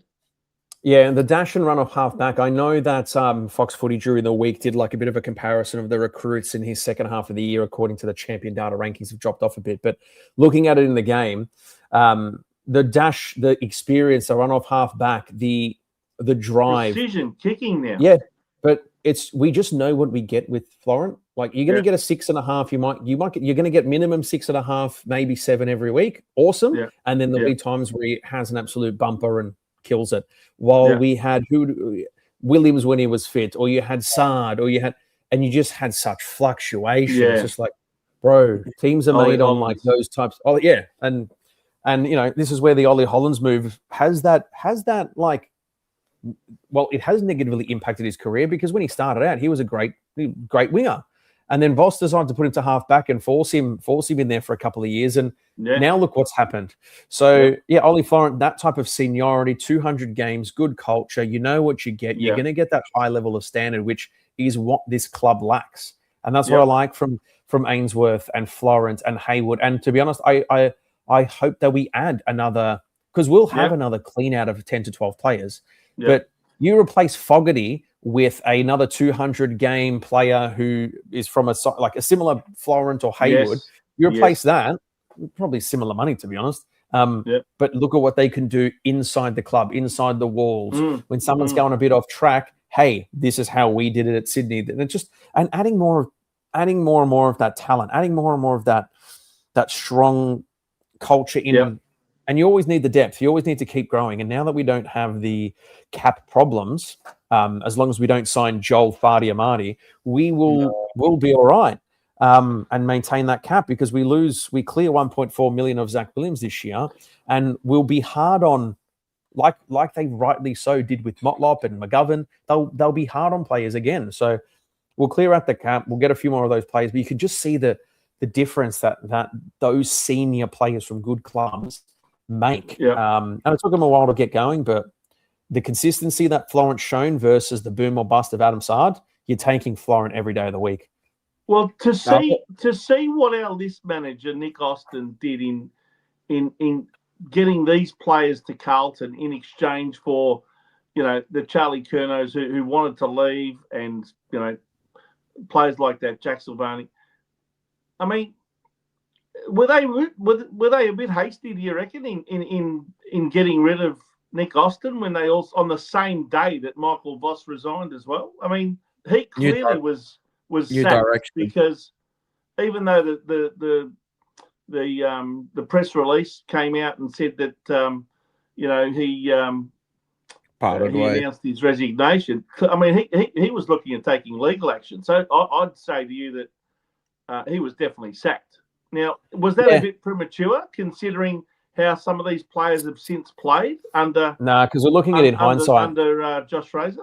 No, we're looking at it in hindsight. That's why. And Voss didn't help Austin. Like, this is where the tension would have built. And Austin, and him actually speaking to John Ralph on the Code Sports thing, it's just like, wow, this is where clubs don't understand new content creation like TJP and things like this. Like, that is where he needs to, like, that type of content for fans like us, especially rabid Carlton fans. If Austin was saying that type of stuff, again, he's probably not going to say all of that stuff, but if that was, if he was 50% as open as he's been on those types of interviews, maybe the fans wouldn't be so bloody annoyed because there's a bit more context to it. But look, 6 years, the injuries did get him some, and the performance of Logan Morris versus Ashton Moyer and those types of decisions always haunt you. At the time, he's had 6 years. The club was going terribly. Voss didn't help him. It was probably a good time to exit under the cover of Voss. So if he, just all the eyes are on Voss, so he can just slip out. Agresta had already gone, and he's now Billy Wilson's manager. So this is where it's probably just a nice. He probably did get sacked, and this is where Wright and Davies are putting their stamp on it. And 6 years, he's got some kids there. Hopefully Davies and Wright will focus on the development with the new coach and things like that. But look, 6 years, had some hits, had some misses, been probably unlucky whereby decisions like Moyer and then Logan Morris 2-3 picks later, guy's an absolute gun, 2-time premiership player, 100 shots on goal this year. That doesn't help the narrative around that. But look, it doesn't surprise me that the new GM and the new footy manager would want to clear house on that, considering Wright has been a list manager himself at the three-peat of Hawthorn. Must have been something about Nick Austin that Graham Wright didn't like, I'd say. No, I think it was he's a weak negotiator. And Brad Lloyd was the same. We got bent over. Draft picks. Oh, no, for that, yes. But in terms of contracts and things like that. Plus Hayward as well, in exchange for Charlie Curnow. Yeah, you'd take that, but I'd also love 3 top 10 picks like Petrarca. But yeah, the deal was done and it had to be done. But I think from a contract perspective, Lloyd and Austin probably weren't exactly the strongest negotiators. And being able to give that many years to who was it? Giving ridiculous Chera. Like why did you give 5 years 4 extra years. to Chera? Why? Why that didn't need to happen? Motlop to have 4 years, and Graham Wright just went, no, it's 2, mate. Yeah. Look what happens. Like McGovern, that was very anti-Austin, very anti-Carlton. That was definitely a Graham Wright move. Motlop, what the hell has Motlop done to earn potentially 4 years? What in the world has but pre-ACL would he have done to potentially earn 4 years? No, you're right. He crack the game, mate, because he wasn't that fast before, and now he's going to be 25 off an ACL. I reckon Nick Austin's worst recruiting move was Zach Williams. Yes, but also that's coaching. To recruit him on the money that they put him on, it was around $900,000 a year, on the basis that they thought they could turn him from a halfback flanker into a midfielder, was just nigh on bananas. Yeah, and what that led to was 2023, where we couldn't make any moves, and that's where if you're going to pay that money, then play them in the position where they earned the right to that contract. But you turn him into a midfielder because that's very Carlton. I don't mind having a crack at a free player like that, but the money screwed us, and then the injury screwed us, and all of that. So, true, as Seba says, that's the only way at the time that we could get some of those players to us, and it was great for GWS because they got the picks. But now with Wright and Davies, that should not happen again. And this is why, like the reports of Amadi, which have all of a sudden, according to Cal Toomey, have cooled a bit. It's like there is no way you clear the No. cap and go through all the No. bullshit that we've gone through to then Yeah. give 5 years to Fadi Amadi. Like, Jesus. Like, come No, on. he wouldn't do that. So, you know, I'd there's rather a- go if- for Cal Shadir right Yeah. now. Go, hey, Kalsha, here's a 4-year deal, mate. Here's a 4-year deal. Yeah. Come along. Because there's I'd no ra- money and there's no spot for him at Hawthorn. I'd nearly rather them go for nobody than just throw money willy-nilly because you need a forward. Go again, draft a forward and go put some time into him.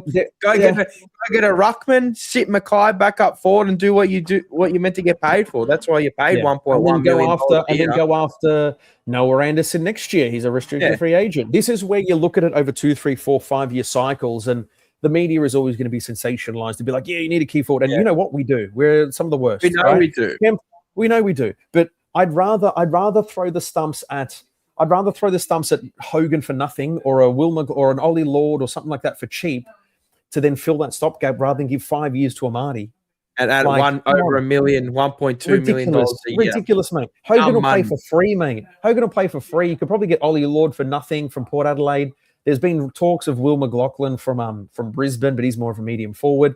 Go to, like, I know the state leaguers aren't great, but I'd rather us draft an 18-year-old kid and then get another ruckman in to then do, as you're saying, put Mackay more forward. But this is where list management, structure, strategy, and managing the cap and making smart decisions sets up good teams. You've seen it with Brisbane, you've seen it with Geelong and Hawthorn, Freo. Like, look at Adelaide as well. You've seen it over that time. You can't give big contracts out, and it hamstrings you. And Brody Grundy was Trelaw. There's been more bad contracts than good. Where the long termers, the only long term contract from memory that I think has actually worked is probably Bunny Franklin, and everyone shit on it at the time. That is the only long term contract that seems to have worked out because he wasn't injured. Oh, yeah, super long. Yeah. Super long, right? Yeah. But all the rest of them is just but they been never terrible. But they never won a flag. Oh, of course they didn't. But purely contract. Like, he played a shitload of games, kicked a shitload of goals. Performance-wise, yeah. But you know, giving like Alistair Lynch when he went from Fitzroy to Brisbane. Yeah, what is it, 10-year contract there or something? I think he was the very first player to ever get a 10-year deal. Yeah. Yeah. So this is why every win, every Taylor Byrne goal, every Jack Ison good performance in the VFL, every Harry Dean spoil is just extra cream on top because the culture change. Getting those players in has been awesome. You can see the arrogant. Look at TDK having a cry. Silvani, to his credit, seems to have done well at St Kilda, but like the culture change, wafting that out, bringing back accountability, letting the players take some accountability, having some hard asses there like Wright, like Davies, and being able to lead from the front. And it's just like, and those changes all compound. And then preseason after preseason after preseason, we might be sitting here in 2028, round 1 2028, with Cody Walker, with another couple of kids, because we've got a couple of first rounders. You could have hit on a couple of our free agents. The salary cap isn't bursting. There'll be another rights deal come end of 27, which means the cap should go up, considering what the NRL have done. So this is where managing the cap. And if we can lock away our players to protect them from Tasmania, great, because Carlton typically, apart from last year, with all the shit that's going on, Carlton typically don't lose the big players. Last year was the first one where we had some like stalwart star players leave. People don't leave Carlton for cat. Well, De Koning was the only one that left. That should have been the alarm bells ringing. At board level at Carlton to say, hang on, we've got big senior players wanting to leave here. There's something dramatically wrong within the culture of that club. And that should have been a wake-up call to Graham Wright to say, we need to get rid of Voss. So this is where, like, looking at the future and going, wow, Dean, Walker, Ison, Byrne, and then the Campo boys who have done well in the VFL. Lucas has had a little bit of his kidney taken away, and he's still playing and got 30 touches. So maybe the forward is staring us right in the face, and we've seen him this year. And we just need to give him time to develop in the twos for the rest of the year. Maybe for another, 10 games in the twos. Jack Ison, mate. Yeah, he'll grow to probably 193, 194. He's only That's what I was 19, saying. 19. You'll get to that Gunston type of height, and he's got a great profile, Yeah. like just a football player. So give him more time in the twos. Look, if you can even get Kemp and Mackay getting us through there again another year without, That's it. I don't want to be giving out stupid amounts. I'd rather go through a bit more hell and torture than just giving out a 5, 6, 7-year contract for Amadi at $1.2 million a year on average. I'll take Kemp's misses. I'll take Kemp's misses versus the Amadi 5 years, mate. Like that's he's had what 60, 70 shots on goal. Yes, he's missed them, and I think he's kicked 30. more than Amadi, hasn't he? Yeah, he has. But this is where that's good list management. Instead of like it was more forced because couldn't do anything, but playing Kemp there, forcing that in. Wow, you got 30 goals out of him. That is awesome on a cheap deal. He can maybe next year get 40 if he has the same amount of shots. But even if he does another 30, 35 and is a bit more accurate, wow, you get another year into third forward. I think he's a good third forward. Yeah, perfect. You don't want him as your talisman up top. You don't want him. How many goals is he on right now? 30. I think he's just cracked 30. Yeah, he did. Is it he kicked exactly 5. 30 or is it 31 or 32 now? Seeing he kicked 5. Nah, 30. He started on 25 tonight. Could you see him reaching 40 within the next 3 weeks? Because he's got 3 more home and away games to go. Is it beyond the realms of possibility? No, could do it. Well, he's already at. He's already at my expectation. Huge. Well, huge Sylvanis win to see him should get be out between next week. 35 and 40 goals. Sylvanis should be out next week. Wilkie will probably take Mackay or maybe Young if he plays down there, or Kemp. Yeah, so Wilkie will be a hard one, but someone's going to get off the chain if Jack's out. Someone will get off the chain there. So you could do it, but that's where like smart list management comes in, where you're not overpaying for players just because they came from Sydney and they kicked 9 goals in a game. There are other talents out there that you could fill that gap, and this is where system, great coaching helps to maybe not paper all the cracks, but does enough to get you there until you can reload and reset. And you work with what you've got. And Carlton have always been the team of champions rather than champion team. And you can see what McRae has done at Collingwood with faceless men. And they're, what are they, top 8 with injuries galore and random names. And they put it together because that is coaching, that is system, that is mentality, that is attitude, that is culture, which is what we are building steps towards with the Fraser as interim coach and potentially future coach. This is why I think the next, obviously getting the right list manager as well is so important. They have to work in harmony with coach as well. I know that Voss wanted Houston and Austin wanted Jagger Smith. So if they're not agreeing and aligning and reading from the same correct. Yeah. Thank God. I mean, who would want to pay $1 million for a halfback flanker anyway? But again, Carlton already done that with Sand. Carlton already done that with Williams. And we're going to do it again? It's just ridiculous. Halfback flankers are a dime a dozen. And but I'd rather you pay an extra $200,000-300,000 for an A-grade midfielder that are going to give you bona fide performances at the source of the ball instead of a halfback flanker. How many games are going to win you? 1 a year? Yeah. And once they get tagged, they're out of it. Then where do you go? So, but good win overall. Yeah, compounding little wins. Looking ahead to St Kilda next week, and hopefully we put the foot on the throat, as they should not forget that the white flag was raised in the first St Kilda meeting, and they gave up. That was the last game I went to in Melbourne. That was the last game I went to, and I left. I was irate. I think they beat us by something like 39 points that game. Yeah, should have been more. And I reckon that was the death knell for Voss. I think they probably read him that was the white flag after that game. That was the white flag. That was a disgrace. Would love to see the complete 180 and go out there. I think that's exactly what we're going to see. We saw it tonight. On what we've seen tonight, there's no reason why they can't. You'll see a different football team. Now it's whether you can go out there and get the chocolates against them, because we owe them. We owe them big time. If you remember, our second half against Brisbane up at the Gabba was pretty impressive in Voss's last game as coach. Yes, probably because they all knew it was his last tonight game. We almost sort of took off from where we left off. And kept playing that sort of football tonight for 4 quarters. That was the most impressive game of football. A 4-quarter never taking your foot off the pedal performance that I've seen from Carlton for decades.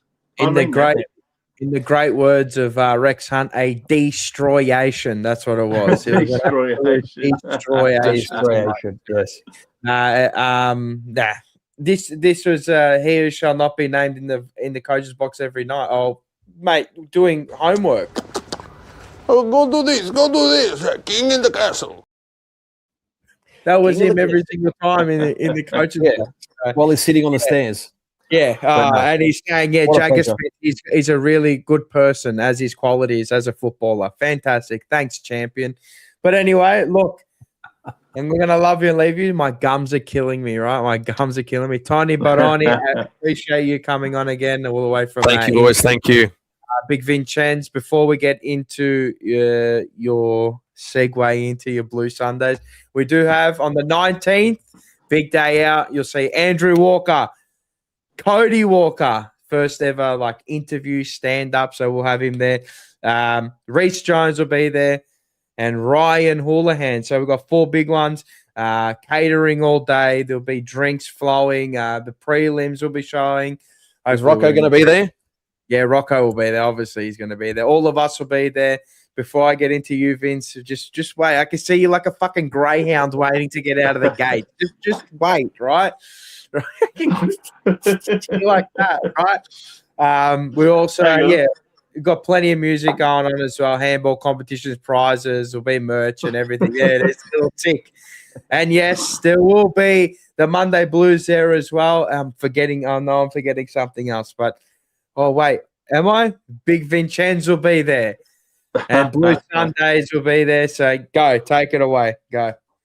No worries, Mars. And by the way, Tony, brilliantly summed up tonight. I really enjoy your commentary on Carlton games. It's like listening to the best freaking analyst that Foxtel could come up with, mate. You ought to be applying for a job down there. I wouldn't mind. Wouldn't mind when I come back. Thank you. No, you don't want to apply for that crap down there. You can't say what you want to say. Maybe you ought to go down to SEN with He'll be with Lee Montagna. and he might be able to get you a gig down at SEN. But anyway, yes, Blue Sundays on tomorrow night, 7:30. I believe Bangkok Joe is a chance. I'm not sure if he's going to be with us, but if not, he'll definitely be the following week. I know he watched the game tonight because he was making all sorts of comments on our WhatsApp page. But anyway, Seba will be there. Is Seba still with us tonight, or has he gone to sleep? He's still there, I think. Maybe he's gone to sleep. And, of course, the great David Rhys-Jones. So tune in, 7:30. We normally only take an hour and a half, so lots of good fun, lots of regular segments. Kano will be there. Voting. I don't know who I'm going to vote for. Honestly, there's that many players that you could have given votes to tonight. You'll probably be leaving half a dozen of them out that deserve a vote. But, yeah, join us tomorrow night. It'll be a bit of fun. Also, there'll be a review up tomorrow. I'll try and put that up in the day. Then we've got Monday Banter, TJP on a Tuesday night. Make sure you join in or join us to watch that. We'll have Selection Blues. Then we've also got, what am I missing? Forever Rival Selection Blues. And then Friday, I don't know, nothing, I'm guessing. And then, we'll have another match day. Preview by you. Yeah, I have a preview. Match day will be Sunday. Sunday night at 7:20, and then an emergency meeting after it, and then Blue Sunday. Hey, Mars. Yeah. Mars, don't forget though, it's the opening round of the AFLW season, and the St Kilda Carlton game next Sunday evening between the boys will be preceded by a St Kilda Carlton game by the girls. I think that starts at around 4:30 in the afternoon. So. You can be at Marvel Stadium for about 6-7 hours in a row if you want. I'll be all right. I'll be in the studio at 7:00. So, thank you very much. I'm sure you'll be there at 4:30. You can't wait. But anyway, love you and leave you. Thank you to everybody that joined. If you're watching after, make sure you hit the like, subscribe, and, comment down below if you agree or disagree. Anyway, that was a destroyation. It was, 24-10, 154 to 11-12, 78. Yibbida. Oh, wait up. I think I have that one. No, I don't. Oh, as if I don't have it for next week. But yibbida, and that's all, folks. And go Blues. Go. myself and everybody